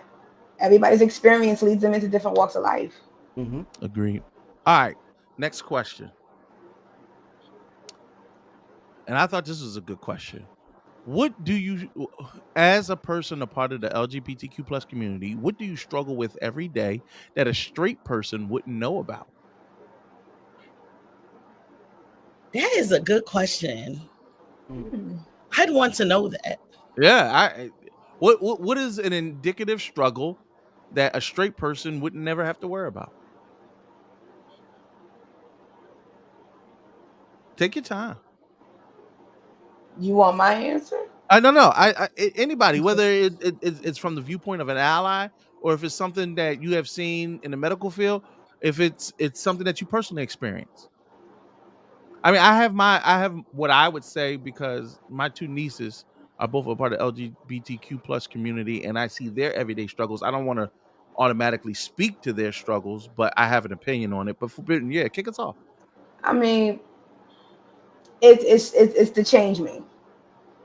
It's the you can turn me. Straight women don't get that. I'm sorry. I love y'all enough, but yeah, the most that they'll say to you is that, the typical hood booger nonsense. But for me, when I'm, dressing, if I'm in my masculine form and I'm out and pumping gas, or I'm at Target, or I'm at, so I get, guys that approach me and they go, you're too beautiful to be a lesbian. You just never had the right man come in your life and change your life and la la la la la. And I'm just standing there and I just go, no habla English, and I walk right off. You'll be like, okay, okay, right? Like, what am I supposed to say to that? Like, all right, anybody? Go ahead, Burner. I think. So follow me here. In the medical field now, we have to acknowledge everyone's genders, what they want to be, their preferred name, and things like that. But one thing that we do have going on is treating our patients, treating our patients how they were biologically versus what they are now. And one thing I know for sure they go through in the medical field is people like doctors and things using that as like a source of power to try to remind them, because you're a man, type of thing. Oh, damn. Yeah, throwing it back in their face. Right. Yeah, can I follow up to that? Sure. So it also comes down to, I'm gonna be that asshole. Sorry, y'all. A lot of them take shortcuts, and they don't do the proper steps it takes to legally change the things that you need, ID, insurance cards, all those things. So I've been on the medical side and on the admin side where I had to go in and explain and apologize for a nurse and a doctor for calling them the wrong name. But on your insurance card, on your driver's license, this is the name that it is. If these people don't know you, how are you upset that they don't know? Yes, they can read a chart, but in the middle of walking between the computer over to the actual room, murder, you know it. Anything can go down. All it takes is a quick yelp, scream, stat, and you forgot. And you walk in and you introduce yourself, It and it's happens. like, right. So you have to also give into that mindset. Like, did you do the right steps too to make sure that this? Are you being proactive to make sure that this doesn't happen to you consistently, and also give that little bit of grace because again. These people don't know you. Now, if it's family members and they being dicks, I say go for it, slash their tires. But Can I say, because I've had that happen to people who call in and they're like, oh, that's not my name anymore. And some, it happened even with like straight married formerly married women. They're like, oh well, I don't go by that name anymore. And I'm like, oh, that's cool. Like, I don't have no problem calling you by your preferred name. However, I don't know you before you called. And your Right. chart says your name Debbie. not So Deshaun. right, Like, and we had somebody who I believe they were trans call like for days. They called like every day because their account in our system had their previous name. And I'm like, okay, well, one, I cannot change what it is because for billing purposes, if the name on the account does not match the name on your paperwork, we can't bill for it. We will cancel your service. Then you won't have nothing. there you So go. they're like, well, my insurance knows my name change. Yes, but have they updated it in the system? Have Thank they you. changed it? I was like, have you legally changed your name? Like you said, on your drive, is that what your driver's license says? Is that what your birth certificate, your social security card says? Okay, cool. Tell that to your insurance. Hmm. Then the insurance have to send us the paperwork. And I was like, at one point, I was like, hey, yo, calling up here every day and yelling at us is not going to do it. Hmm. We're not the problem. Well, Amen. my Nope. insurance says, have your care manager call. Don't call back here again. Because There now, Mm, you because go. now, Set because that now you're boundary. being abusive to customer service people who ain't did nothing Hmm. to you. right. That's right. And how we And a supposed lot to of that. Yeah. if Mhm. So I, caring I'd be about like, bro, you want to be called like fucking Captain Buttshanks? That's your business. Hello, Captain Buttshanks. I hope you're having a beautiful day. Thank you for calling. I don't care. But like, don't get abusive to me because other people didn't do their job. Exactly. Really, Even down to the Captain even down to the Buttshanks is the parent. best you could come up with. I mean, Listen, that so far, That's a name though. that's what they listen. want.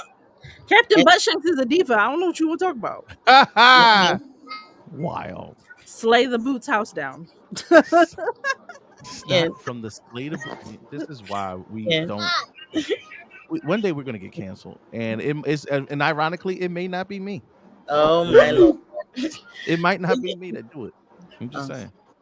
I was just saying, all in all, we do want to respect you and things like that. However, there are bad guys in the medical field.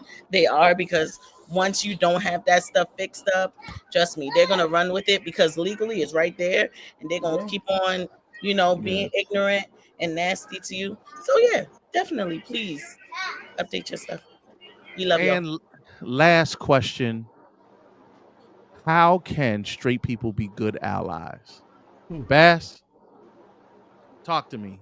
In your experience, allyship, how have you tried to be a good ally? One thing I learned early on is that you don't have to be the loud rah rah guy. Mm, Like you don't have to be the posting pride all month and all that type of stuff. You don't have to be that guy. Thank Like you. that is unnecessary. Just being there for a friend, being genuine. being genuine, not judging people. I get that. What about you, Murder? All I can say is like, as a good ally, just be a good listener and an understander. One thing I've noticed about the LGBTQ plus community is there are new names for things, new things going on. That you just gotta listen and understand. Just if it's new, don't try to like scorn it or whatever, because LGBTQ can be one thing one day and then it could be another thing another day. So just listen, understand, and just continue to love on your peoples exactly how you've been this whole time. Don't knock it. Like if it was butt shanks yesterday, You know what? and it's And it's and 10 it's booty weeks shanks tomorrow. You just change it up. Just love them. Just love them. No problem, booty shanks. I love you, babe. Yeah, Jocelyn says accept the person for who they are, allow them to just be themselves. You really can't surmise it better than that. Forbidden and Tef, in your opinion, from the other side of this perspective, how can straight people be better allies? I would say, as with all things, like with any marginalized group, I think it's important to decenter yourself from the narrative. Because even you be coming up with them words, girl. Because one thing I find is that people always try and be like, oh well, I'm just trying to put myself in your shoes. Yeah, but they're not your shoes to be putting your feet in. These are my shoes. So it is like, and I love that people like want to support and want to be there, but like how you feel about something is never going to be more important than how the marginalized person feels about it. And you can't be more mad about a thing than a marginalized person. So decenter yourself and take cues from the people who are actually a part of that community. This was a fire ass answer. Forbidden, do you want to have a follow up? Stop over empathizing. So yes, everybody has struggles, everybody has issues, but not everything that goes on in my life is geared around my sexual orientation. You got regular problems too. Exactly. And no, not every TikTok or Instagram reel about gay stuff do I need to see.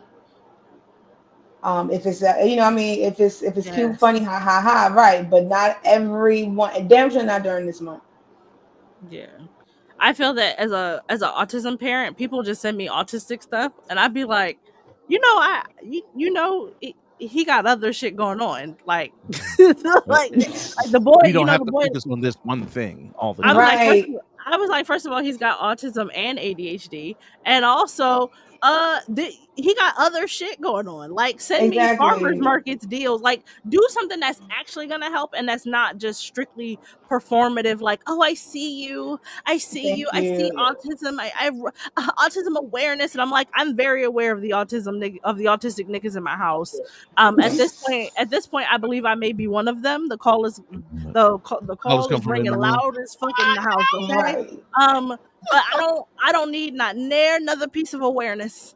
Right, and then it's like I don't speak for, like, okay, I'm a STEM, but I don't speak for all STEMs. I don't speak for all studs, and I don't speak for all femmes.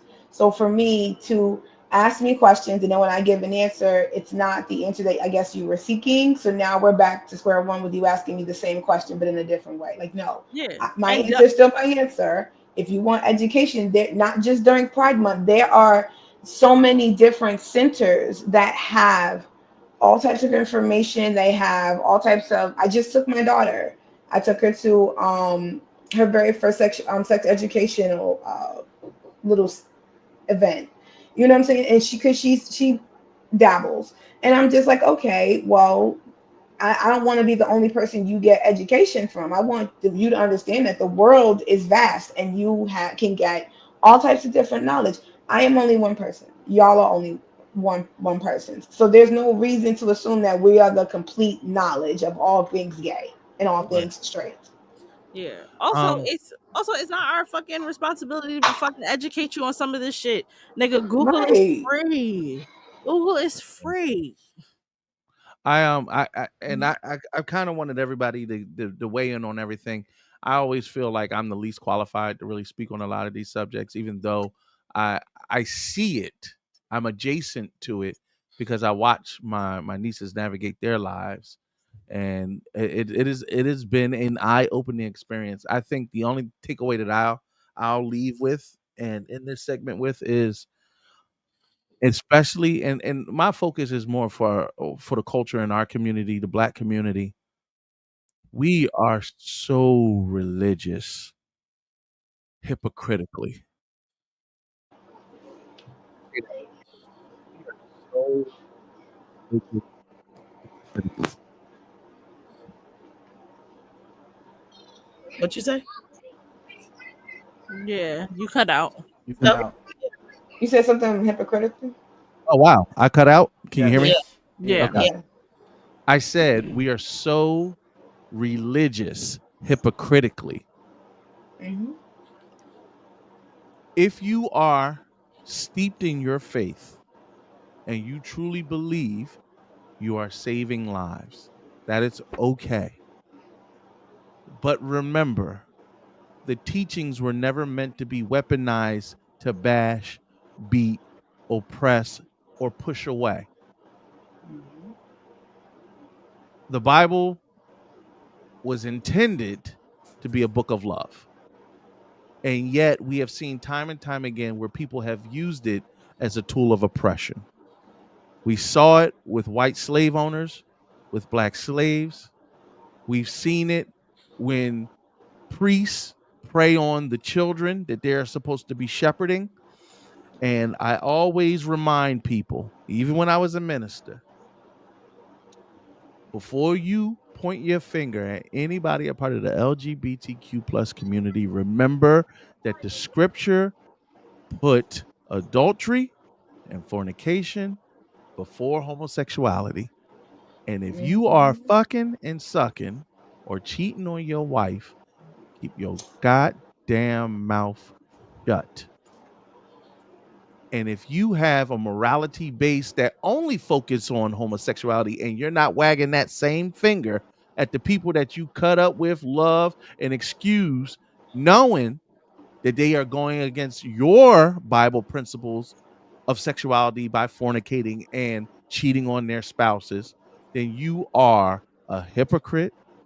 You are a part of the problem, and you're a homophobe, whether you want to accept that or not, because it has nothing to do with faith, chastity, and the teachings of Jesus Christ. It has everything to do with oppressing the person because you do not accept their personal lifestyle, but you accept other sinners, which is bullshit.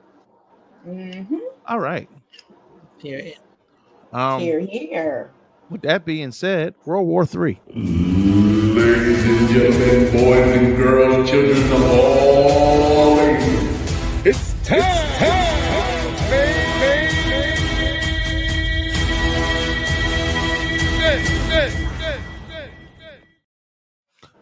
Y'all already know we getting ready to get up out of here, so we're going to get into this main topic. It is episode 319, How to Survive World War III. Now, you might be asking, Kurt, why the fuck is we talking about World War III? Well, if you haven't been paying attention to politics, the news, or just anything on TikTok, Facebook, Instagram, I don't know how you're avoiding it, but this administration engaged in warfare with Iran in conjunction with Israel. And now it was supposed to spark peace. And it seems like it's had quite the opposite effect. Gas prices are already over 25 cents higher because Iran closed its oil distribution to the world. Apparently, the missiles fired into the bunker to destroy their nuclear program only set it back a few months. It did not have the desired effect that America had hoped. Allegedly, I don't know. I can only go off of what's been said. And there was a ceasefire, and Israel fired a rocket into Iran less than 24 hours after Donald Trump said it would be everlasting peace. Less than a few hours. Yeah. It wasn't even. It was a few hours. It was like 3 or 4. which pissed him off so bad that he did something that I've never heard a U.S. president do on live television ever, which was cuss. Really? Oh, you didn't hear him cuss? Of course I did. Oh, Wait a minute. Wait a minute. Wait a Y'all minute. didn't know? Hold on. Let me My son said, not this orange man acting like a fool on television. Absolutely listen. not. Donald Trump, and it wasn't like a soft cuss word. It was one of the good ones. Ooh. of course he did. I thought he was like, "God damn it" or whatever. Nope. The F I blank. was gonna say it sounds like F. I'm about to put this was, and I ain't gonna front. I was like, ooh, You the cussed president saying bad words. You You cussed about to like it. now. I'ma tell your mama. All right, this is Donald Trump dropping the meanest F-bomb I've ever heard in my life. Iran violated the peace agreement and the ceasefire agreement. Do you believe that Iran is still committed to peace? Yeah, I do. They violated it, but Israel violated it too. Are you questioning if Israel is committed? Israel, as soon as we made the deal, they came out and they dropped a load of bombs, the likes of which I've never seen before. The biggest load that we've seen. I'm not happy with Israel. You know, when I say, okay, now you have 12 hours, you don't go out in the first hour and just drop everything you have on them. So I'm not happy with them. I'm not happy with Iran either. But I'm really unhappy if Israel's going out this morning because the one rocket that didn't land, that was shot, perhaps by mistake, that didn't land. I'm not happy about that. You know what? We basically have two countries that have been fighting so long and so hard that they don't know what the they're doing. Do you understand that? It walked off on it. Mic drop on them hoes. You hear the person in the background like, woo! Dropped another bomb on him. Listen, He was so red. Oh my. I didn't know they was gonna censor it. It was a hard. They don't know what the fuck they doing. Yup. It was so bad. Understand? It was live on television and Yeah, everything. he did that live on Fox 29. I ain't never heard a U.S. president talk like that before. No. I think he's had his peak. I think he bit off a little more than he chewed. Johnson said he loves saying the biggest. He does say the biggest. Everything is the big. It's always the best. Always the best. It's always in history. In history, I have the orangest skin. In history, nothing's better. I've painted it myself. I look like Garfield. Garfield wasn't as good. I'm much better than anybody. That's orange. Yeah. Fuck gritty. Fuck that orange shit that y'all got down in Philadelphia. I'm the orangest nigga in these streets. Anyway, let me stop because that is really my boss. Anyway, real shit. You fine. So just so y'all know, Russia has entered the chat. Today, Russia warned that a World War III is inevitable, and it had started just between Iran and Israel, but now China, Iran, Israel, India, America, Russia are all involved, which I think 4 of those entities have nuclear capabilities. And at the end of the day, we just stuck in the motherfucking middle trying to survive, baby. We ain't. Look, you gonna drop these bombs. Philadelphia ain't in this shit. No, we'll secede. like I am not above secession. Like I am so not. Listen, Bass, if they gonna bomb some shit, please do not understand. Pennsylvania Avenue ain't in Pennsylvania. It's not. That shit is in Washington, DC. You can't. Don't be like these YNs. If you gonna bust, aim. Don't you be like it's in Pennsylvania. No, nigga. No. You got the wrong. Y'all can Swiss cheese the middle states, the red ones. Like, leave us out of the group.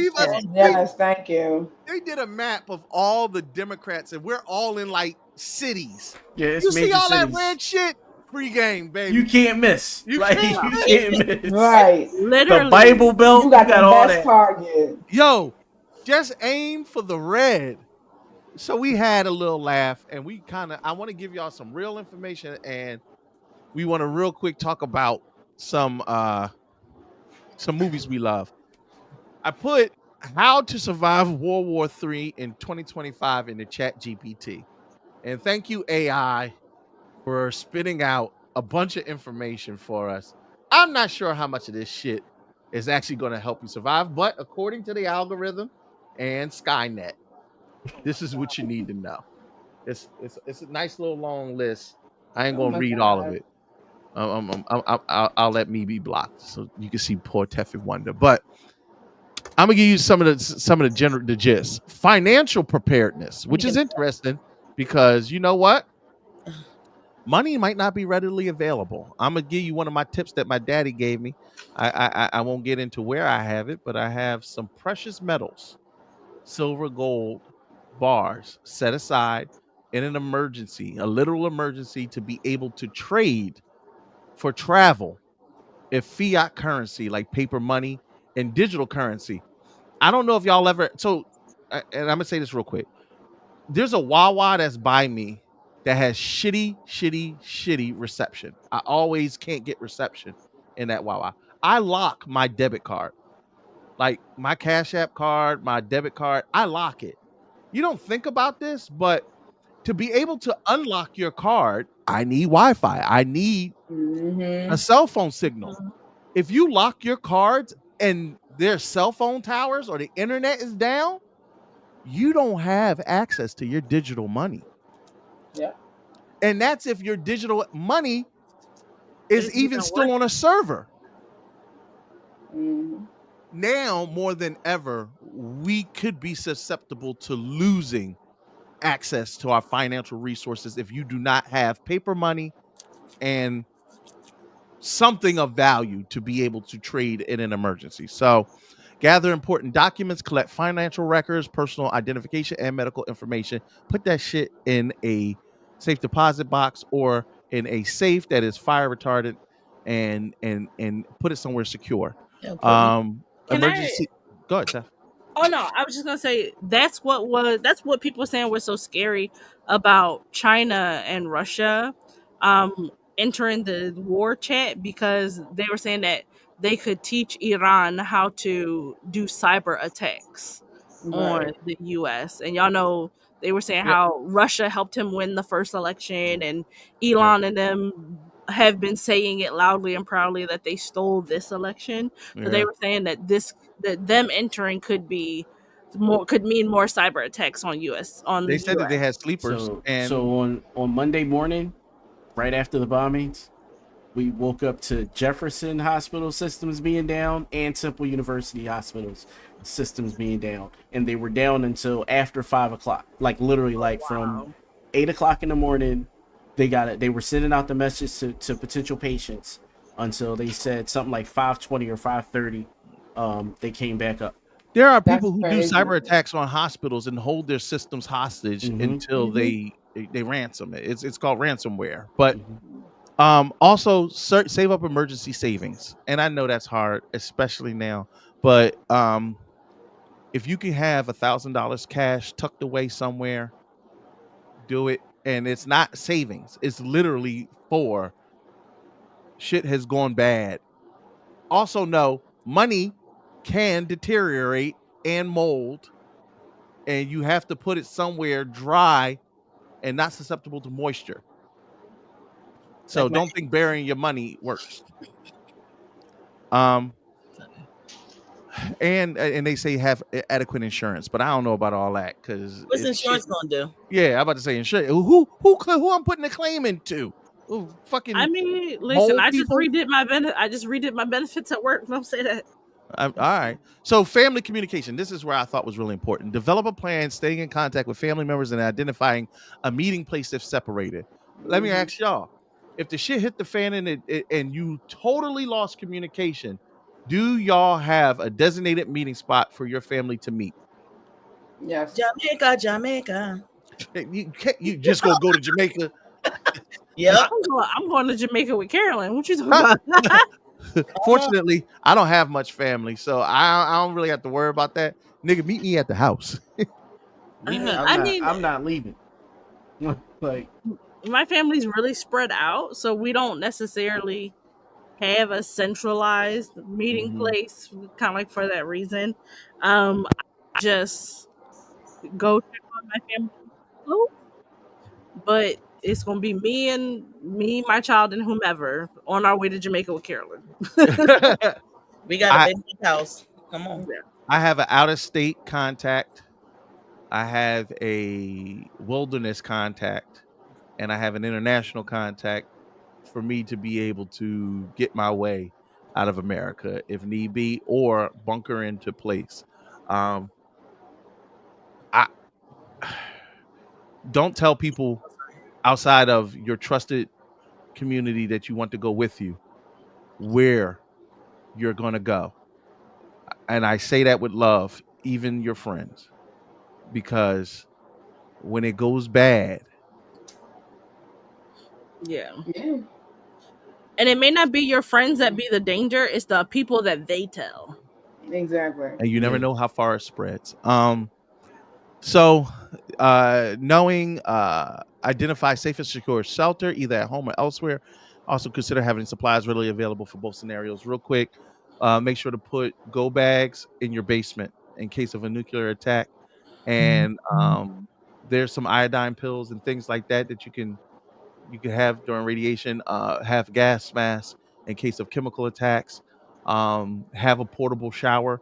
It is not necessarily just for hygiene, but to be able to wash off chemicals from your body in case water stops running. How long does Especially if you were outside when a nuclear bomb goes off, Yeah. that fallout gets in your skin, it gets in your hair, it gets in your clothes. Being Yeah. able to take that stuff off and like wash off is important. And you get this stuff on Amazon. Would you say murder? I was saying, how long does that nuclear stuff Fall- last oh, in the air? oh, fallout lasts in the air for quite some time, but Yeah. it's based on your exposure and how long it takes for you to get it off your body. And even then, you So it's at its strongest in the first 48 to 72 hours, but it is recommended that one, if you hear a bomb go off, get to your basement immediately.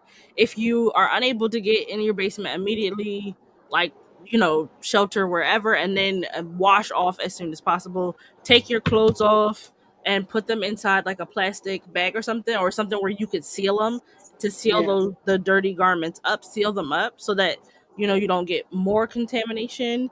And then like to wash your body, but do it gently. You don't want to scrub or anything really hard because it'll break the skin. It can lead to infection. there it is. Also knowing evacuation routes, and I'm gonna tell y'all right now, folks. Y'all think y'all driving out of the city? We've seen enough zombie apocalypse movies to know those cars will be abandoned on the road, and if the military even lets you out of the city, so be prepared for when the shit hits the fan as far as evacuation routes if you cannot hunker in place. I'm gonna go quick on a lot of this other one. Essential supplies, obviously food and water. Stock up on non-perishable food items and a supply of it's supposed to say portable water, but Potable. yeah, potable, yeah. Tef, you talked about you get something from a website, right? Yeah, so I got a lot of stuff from beprepared.com. They sell the bricks of like high protein like meals that's supposed to last you like 3 days.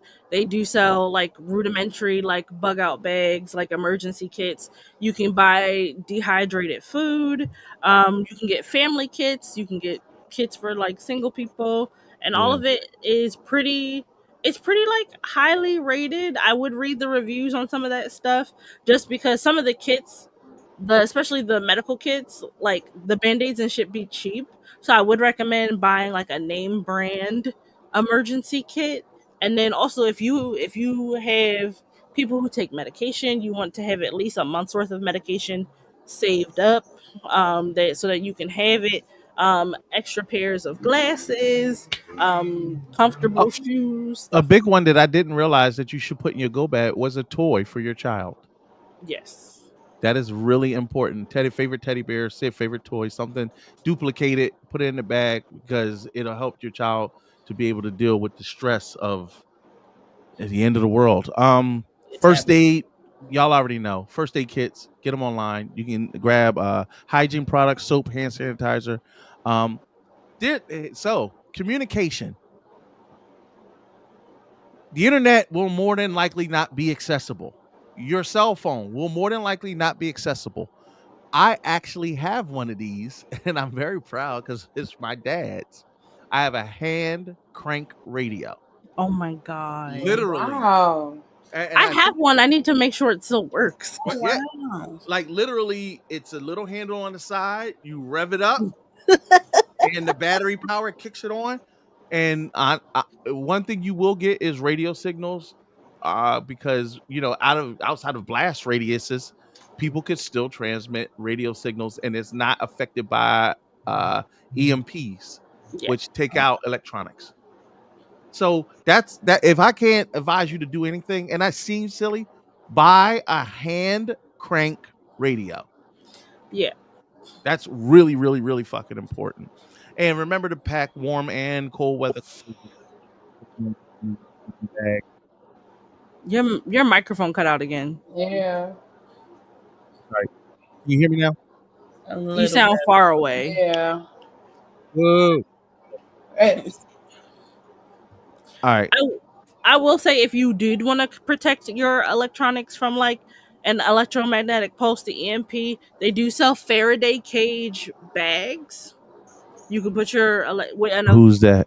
A Faraday cage basically like it keeps like electromagnetic pulses from like going through it, and it won't damage any electronics inside. So what you could do is you could buy a Faraday cage bag or box. You can make your own. There's YouTube tutorials for stuff like that, and then you could put any electronics that you want to save inside of it, seal it up. So like if you have like an old school iPod or like a generator or something like that, you can put it inside your Faraday cage, and then if the EMP goes off, it won't damage those electronics, and that stuff will still work. It's not even just the EMP going off. Those nuclear blasts, also emit a level of electronic disruption. Yeah, so most nuclear blasts have like a low level EMP type thing that goes out with it as well. Because you might not be able to start your car. Yes, a lot of cars, especially a lot of new cars, will not start. Right, because they have computer chips in them. Can y'all hear me clearly now? Yes. Yeah. Outside of some of the base stuff, like knowing where to shelter in your home, knowing how to avoid contamination, avoiding main roads. I can't stress this enough. And I can't stress this enough if you're traveling with women.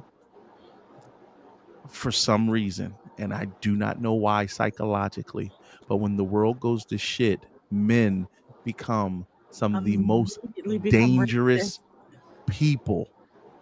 And for women, I don't have to tell you why. I'm pretty sure y'all know the fear of wave. That's why y'all was picking bears over niggas. But see, that was the question that I was going to ask. Like, I like when they come up with these lists because, that's kind of the basis. But I would really like a more realistic approach. Hey, welcome to the end of the world. I know it's scary, but guess what? You're going to have to toughen up, Buttercup, because you might have to take someone's eye out to protect your young. Like, there are things that, like, be realistic. Like, yeah. We'll get more primal. Right. Like, okay, you have water, but do you also have alcohol? Are you carrying rubbing alcohol? Did you realize that if you heat up honey, it could cauterize wounds? Like, there's so many things that you really could learn about that are basic home regular stuff that you can also put in the back, holistic things, because guess what? We're all not going to have access to a pharmacy if Pop start having a heart attack and we don't have no aspirin. Like, you have to. And regular drinking alcohol can disinfect, just like rubbing alcohol. Exactly. And then be realistic. Put some nips in that bag. And make sure you pack your weed. Get your bong. Take it with you while you pack you don't your need baby. to be smoking shit during Yes, the you end do. of the world. Yes, you do. You don't want any. You don't. So one, you would giving not away want our anything, position with that stinky ass shit. I was going to say, one, you would not want anything that would slow down your reaction time in case somebody snuck up on you. And two, a smell, like he said, would give your position away. So if you was trying to avoid people, smoking would not necessarily. And you got good weed. You think they ain't gonna come from all over to get your shit? Oh, See, hell yeah. this is why Kurt is going to be like the Book of Eli. I'm gonna travel with my machete and my guns, and I'm on my own. I might bring Tati and that funky ass dog. That's Ooh, about it. you know what that reminds me of? Like, you know how you play video games about survival and stuff? You got to have one that's a medic, one that's the strength. One, Yeah. Right. I wonder if we got to build a team. You think we Yeah, got you. Listen, We got to. I'm I saying got it my now. I'm team. smoking. I'm smoking. I'm sorry. I I'll do got my edibles. team of That's what's gonna hitters. happen. I'm meeting up at the location. I'm like, we ready? Yeah. All right. Listen, I told y'all before on the show, I've been campaigning to be a first round apocalypse draft round pick for a long time. I can cook, I can do like basic wound care, I can sew a little bit. That's right, Tuffy. Sell it. I just got my license. She's also a strong personality and will challenge your leadership every step of the way. Listen, Please be careful. She will take over your group. Quiet. But I know when to be quiet and when to defer to other people. Also, a bitch just got her license to carry, and she's a pretty good shot. Okay, so here's a And question. who told you to get your license to carry? Bob. Look at you see, this is Listen, she went and she got it. That's all that matters. Didn't I just say I know when to listen? You did. She did. Now wait a minute though. Okay, you good with a gun, but how's your knife skills and your hand skills? Because sometimes you might not always have an opportunity to get to that. Before we get into that, it actually well, that's basically what rounds up most of this. One of the things that I thought the biggest thing for survival is self-sufficiency. And I love this line, and then we'll get into the knife play. But that's something different. But anyway, yeah, I mean, self-sufficiency, develop skills in areas specifically for survival and maintaining yourself as a sole entity, like gardening, foraging, basic construction, and improve your self-sufficiency. If you do not know how to make a fire, if you do not know how to build a shelter, if you do not know how to grow food, if you do not know how to uncontaminate water, those four things right there, if you do not know how to make makeshift air purifiers, Yes, it. You're not surviving. and the worst thing about it is, and I hate to say this, most of us who are black, we are in cities. We are literally in the one fucking place that is the worst fucking place that you can be in. Small, condensed areas, large amounts of resources, and millions of people all fighting for the same thing. Them boys out in the sticks on their farms and all that land, and they don't see people for weeks on end unless they go to their neighbor house, which is 20 miles down the way. They basically they built in and self-sufficient. They've already been doing this as a way of life. We don't. The city is literally predicated on convenience. This will be inconvenient times. Yeah. I had to have that conversation with my kids. I told them the truth. I said, I need to sharpen your skills. And, my son got excited, but I told him the truth. I said, that's not what that's for. It's in case we have intruders and you can't get to my gun. You can't get to the safe. You can't do X, Y, and Z. I need to know that you're going to be able to handle yourself until I get to you or until we can get help to you or if help never comes. I said, that's also the realistic thing that people need to also understand. Just because you prolong the inevitable doesn't always mean that help's going to come. My daddy used to always say, help's not coming. So what do you do next? Enroll in the MMA, and this is Kurt's. This is from Kurt's extensive years in law enforcement. May not look like it, but I may have been around the bend in some pretty funky situations that I can't talk about. But enroll yourself in an MMA class. Okay. Take a boxing course. We got time for that. Get into Brazilian jiu-jitsu as a mean. Ladies, start lifting weights. Exactly. The cardio strength training is big. Even if you don't lift weights, go to pole classes. And now I don't mean that as just a joke, like Kurt being Kurt. Listen, understand upper body strength. I was saying somebody who does it, like the big problem is the inability to lift your own body weight. Not that you got to be all muscular and whatnot. You just need to be able to lift your own body weight. Yep. A lot of you are not going to be able to hop on top of nothing. Yeah. I could So barely a lot of y'all roll your ankles getting out of bed. Like some of y'all don't have usable Right. muscle. Like it's just like that's facts. So you Right. want to learn your body, like strengthen your body and know what your weak points are. So forbidden, like you said, my knife skills need work. That is also because I've damaged my wrists.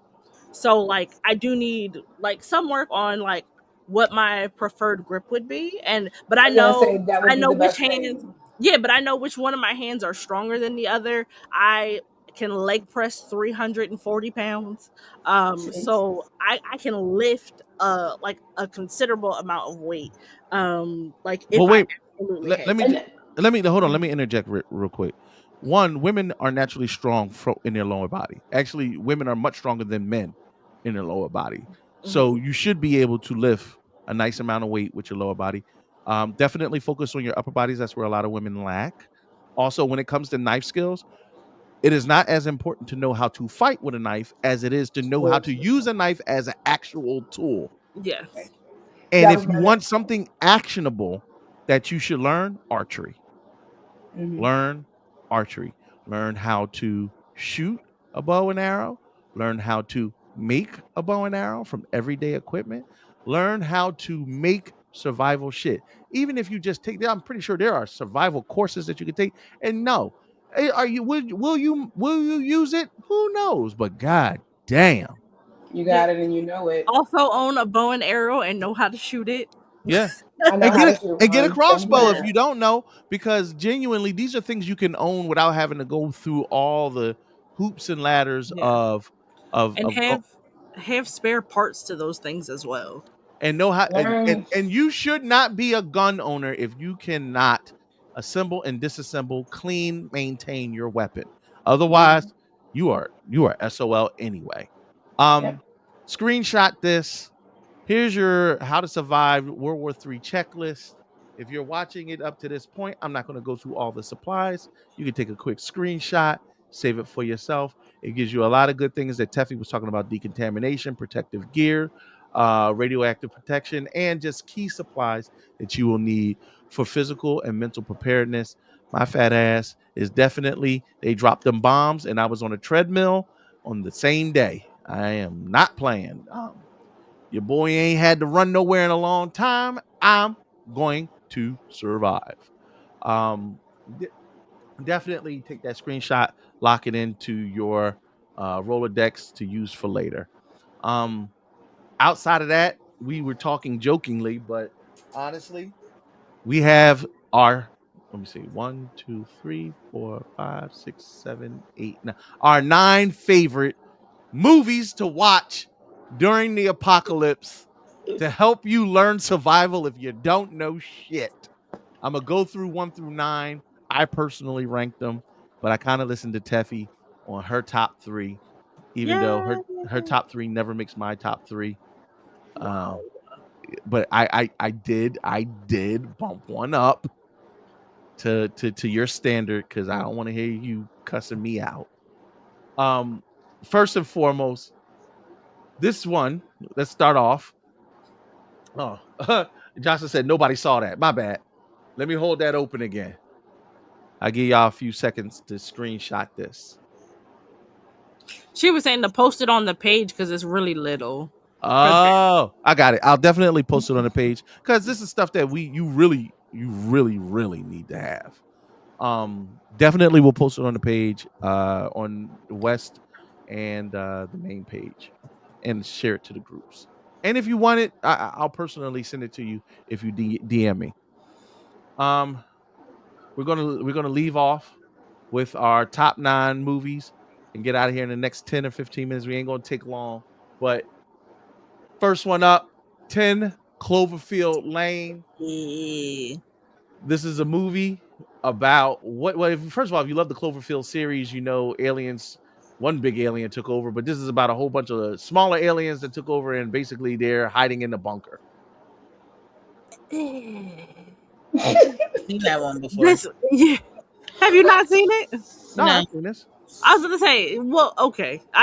Your description of the movie is just really weird for what happens. I know. I don't want to ruin the movie, but you know, if they know Cloverfield, they saw like all the little monsters that came out and whatnot. Like 10 Cloverfield Lane has nothing really to do with Cloverfield. It has everything to do with what happens within that bunker. It's the psychological horror of like bunking in place with So if you have a shelter and you think, oh, I'm gonna go in my neighbor's shelter, well, your neighbor's fucking weird, and you might not have known it before, but you're fitting to know it now. And I say that to say, during the apocalypse, you don't know who you'll have to shelter with. And for women, choose that person wisely. There's a scene do that at point. Yo, there's a scene in 28 days later, where they ran to the military, and them men ain't seen no woman in a long time. It wasn't even a long time. It was less than a month. They ain't seen no woman in a long time. Wow. I was just a month. Less than Civil War. That's actually on HBO right now. Basically, this is what happens if another civil war broke out in America. I'm telling you, them down south boys is ready. And with the political air going on, have y'all seen this movie? Yes, I have. Teffy, what was your takeaway from this one? So it's told from the perspective of like of journalists who are documenting the Civil War. So you don't get a whole bunch of concrete answers on why the war started and what happens and what sides you're supposed to be on. It's just about that third party perspective of just documenting it and trying to make sure that like the word gets out about what happens and preserving history in that way. I thought it was good.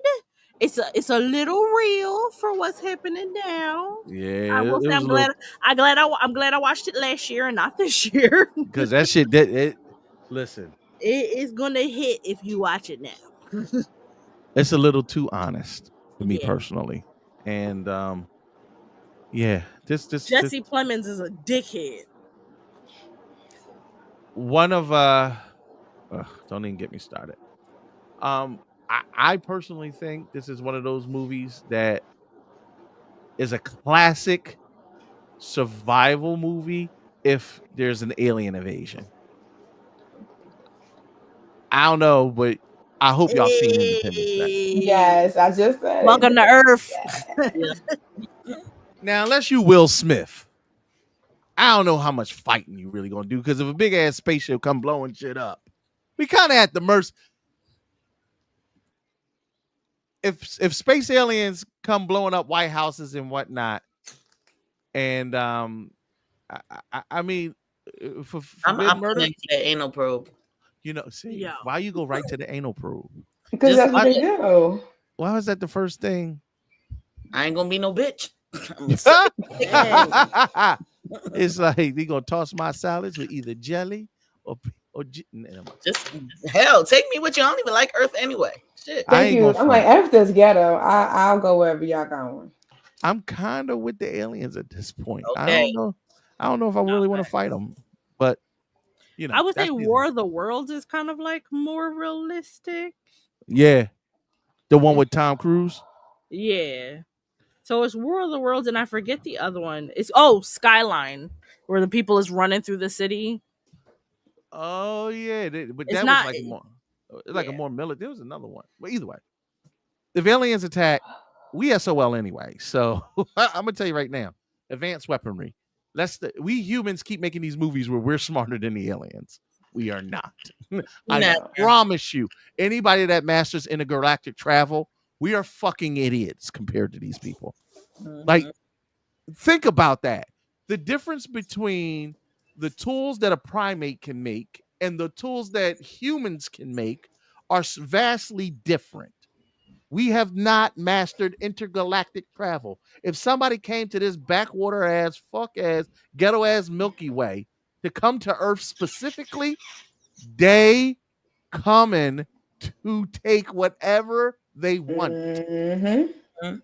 If That's it. humans were so advanced that they could take other niggas and keep us subjugated for 400 years, trust me, Humans it's killed coming. off the Neanderthals. Like the missing link was murdered by Homo sapiens.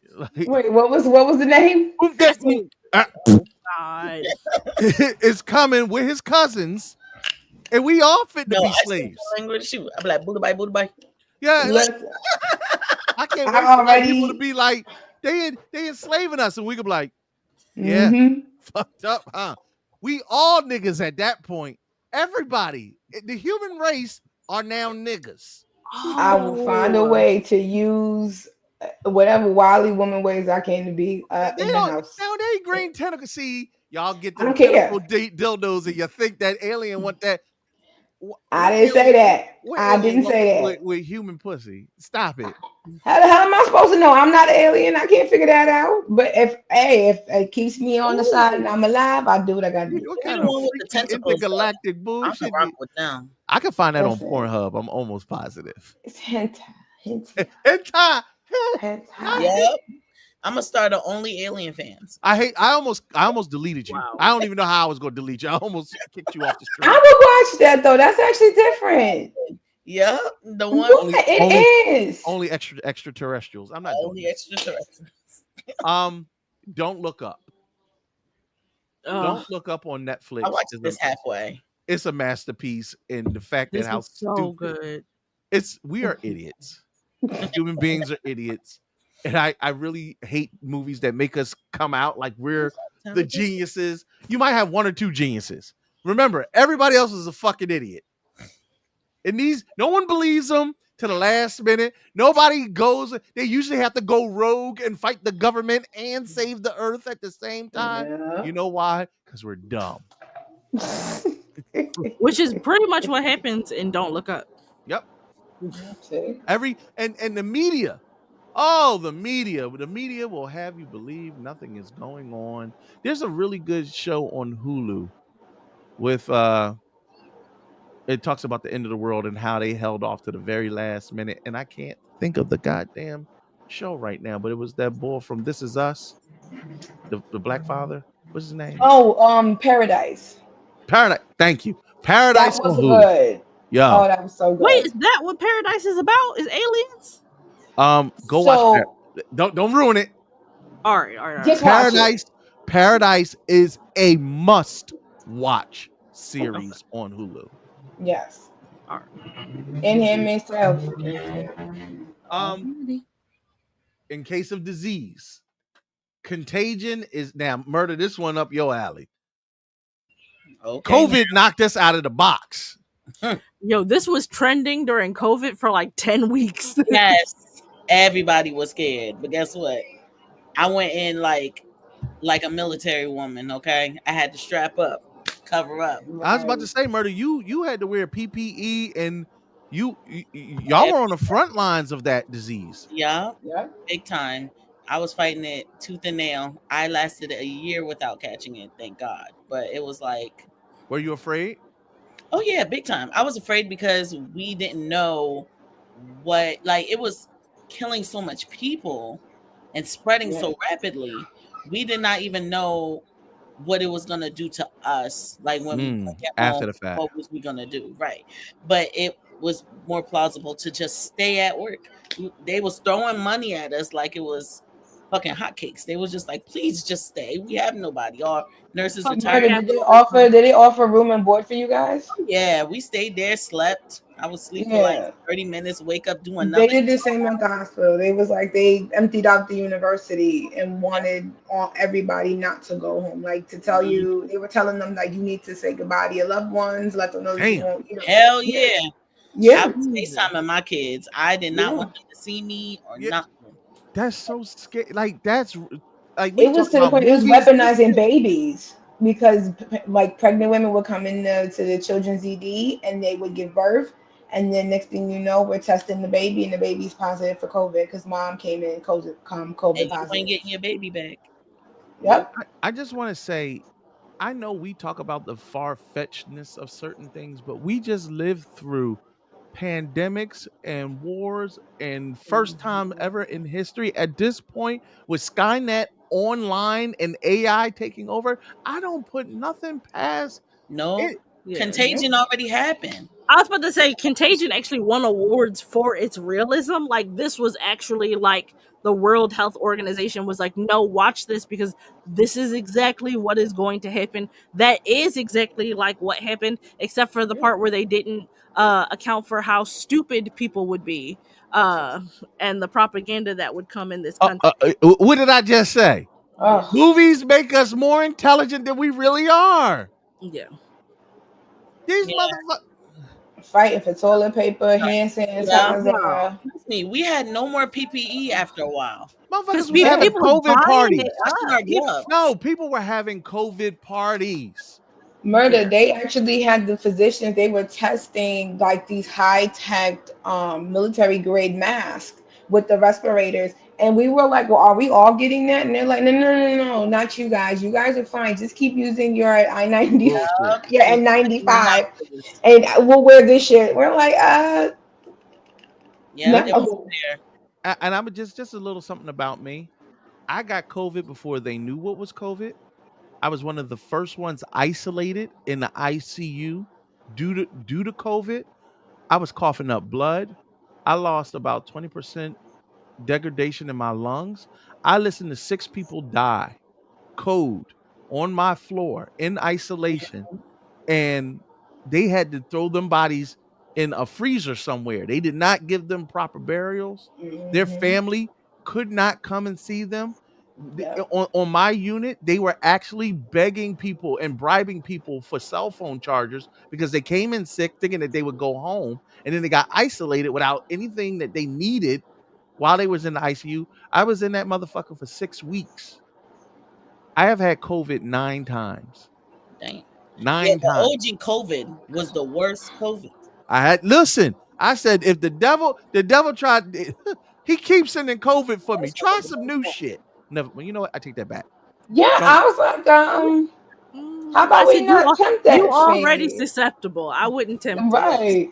And now they got a new one that gives you a horrible, like a very, very, very bad sore throat, and then it's supposed to be like other things. I must have just had that because that's what Murder was talking about. I was down to my last blood cell. I'll just say this: the reason why I don't take medications and shit like that because I want my immune system strong enough to handle real shit when it happens. But that's not the point. I know, Murder. Yeah. I knew you was coming back to that. That's necessarily how it works. Right.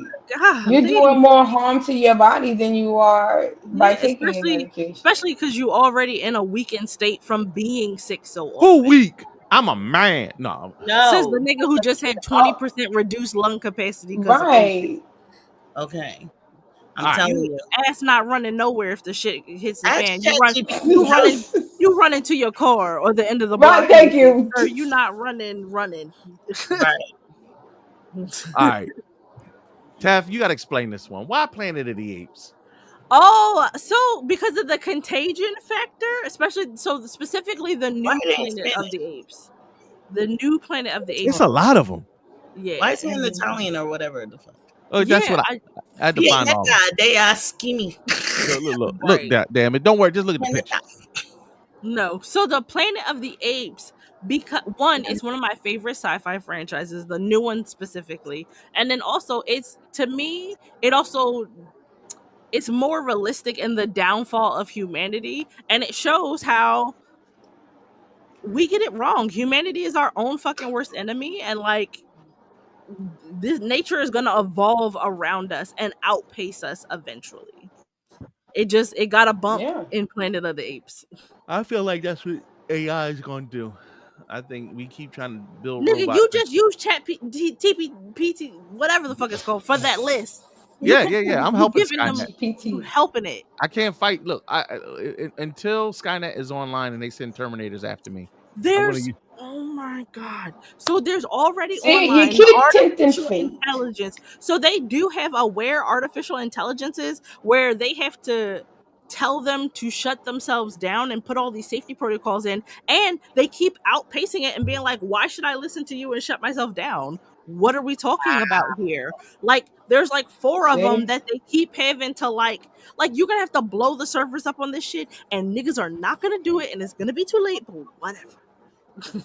Oh, and by the way, the big beautiful bill has 10 years, no AI regulation for any state in Oh my America. god! And they put that AI farm in fucking Memphis, Tennessee. It is trashing the water, trashing the air. So many people are gonna get sick and die. That's from why the this. Matrix is great, because you want to know why the world looks terrible? Because they had to find other battery sources.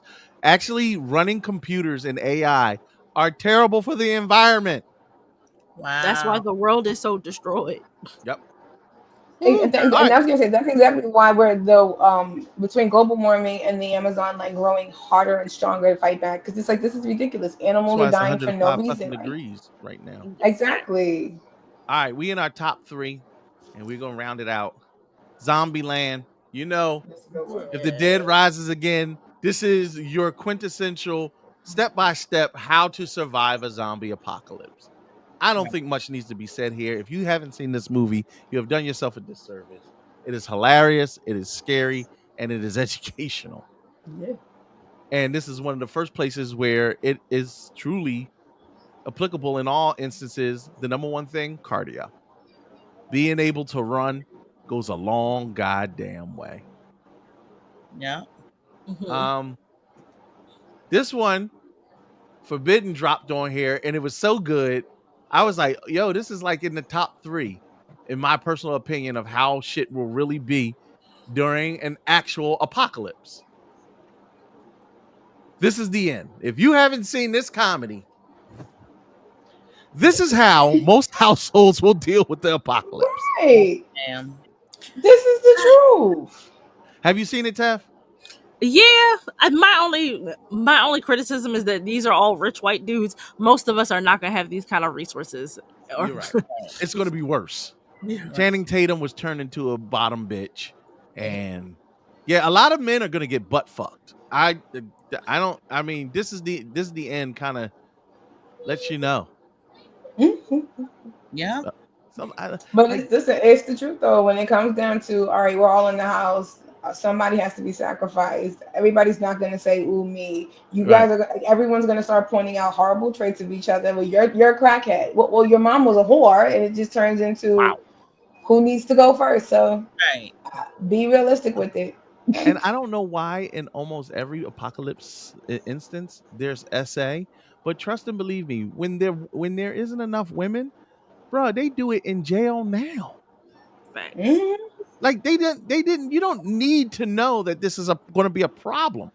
You cute, tight bootied men. That ain't a problem. Listen, a hole is a hole in prison. Yeah. Hey. Your hole feels the same when your eyes. It ain't got to be no apocalypse. Especially when lights out. That's what I'm saying. In the dark. It ain't got to be no apocalypse to get in them cheeks. They doing it in prison every day.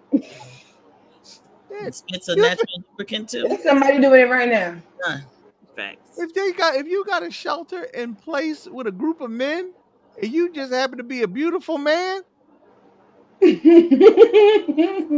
Oh yeah. You got a purty mouth, boy. Hey, listen. Tef, this is why I said I'm gonna be a loner. I'm the lone wolf wanderer. I don't want to be around none of you motherfuckers. You going to the bottom bunk. Not Shiv said it's all pink in the dark. That's what I said. I'm telling you. Yes. That's facts. Yeah. All right, last one. And trees in the hole in the ground. Oh, don't do that, bro. This is the number one. And this is my pick, because of course mine had to be number one. This is the quintessential movie franchise to help you prepare for the end of the world. I don't care who you are.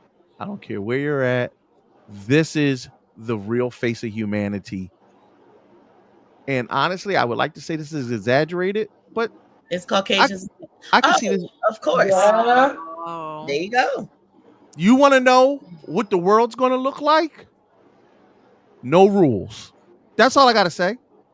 Mm-hmm. Fuck the apocalypse. Fuck whatever's going on environmentally. No rules. Do you know the amount of people who have been waiting for there to be anarchy so that they can do what there's people who want the apocalypse so that there are no more rules. So that they can be fucking awful. Right. Yeah. Y'all have no idea the thin line that holds back human beings from being absolute shit Yeah. and wiping Yeah. each other out. Yeah. The purge on a global scale, hell, you see what they do to each other just because of the color of their skin or the difference in orientation. And that's with law enforcement. That is law enforcement. That- Law Listen, enforcement that's whip with our nuclear ass. bombs to deter you from bombing other countries. Yeah. And they still do it anyway. You said all these white folks. I'm done, Lamont. With or without Congress. Yeah.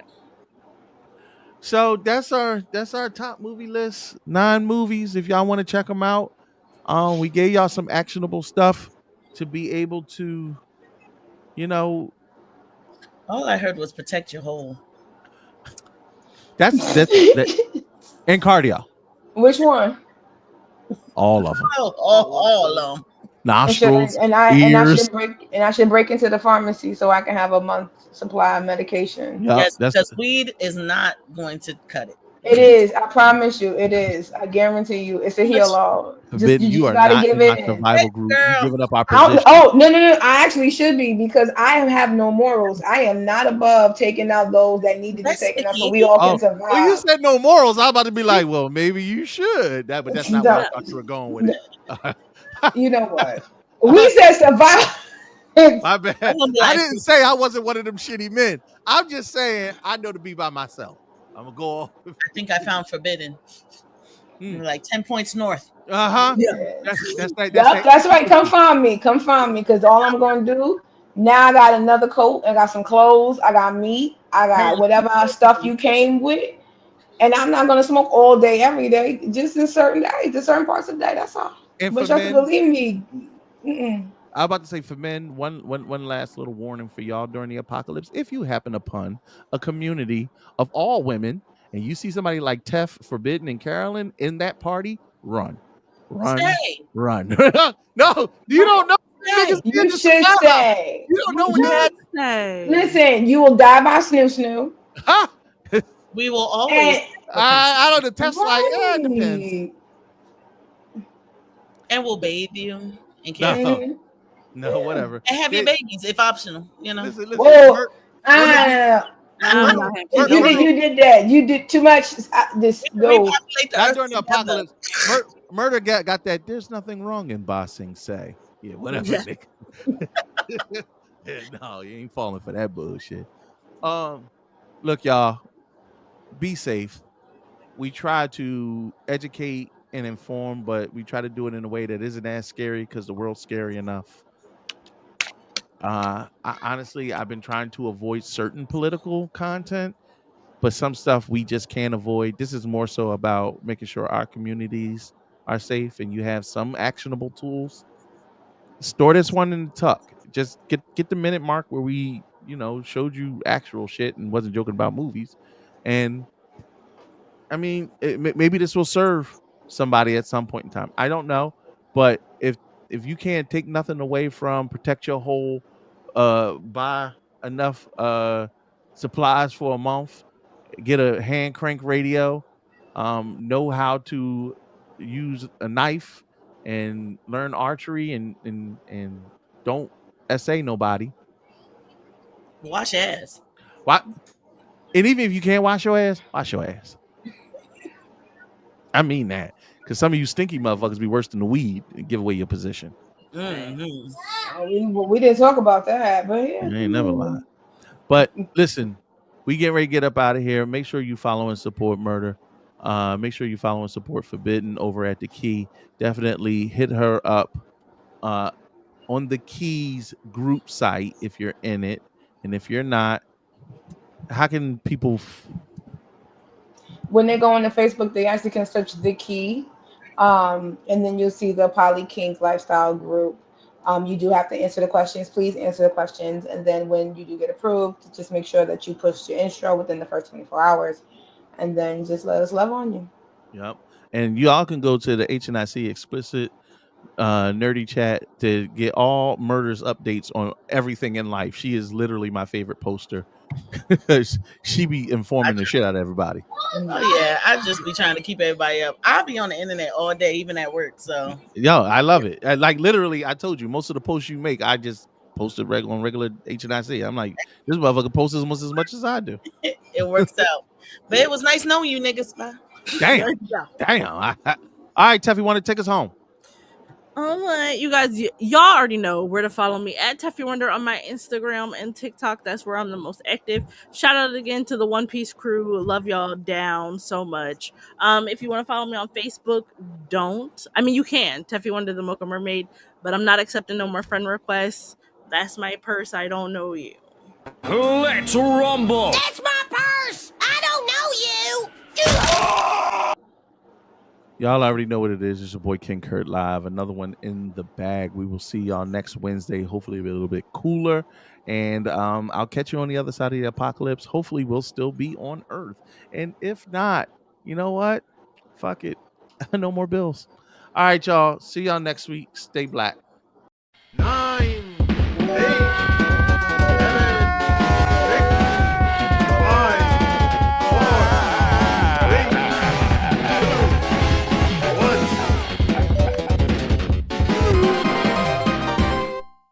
Those.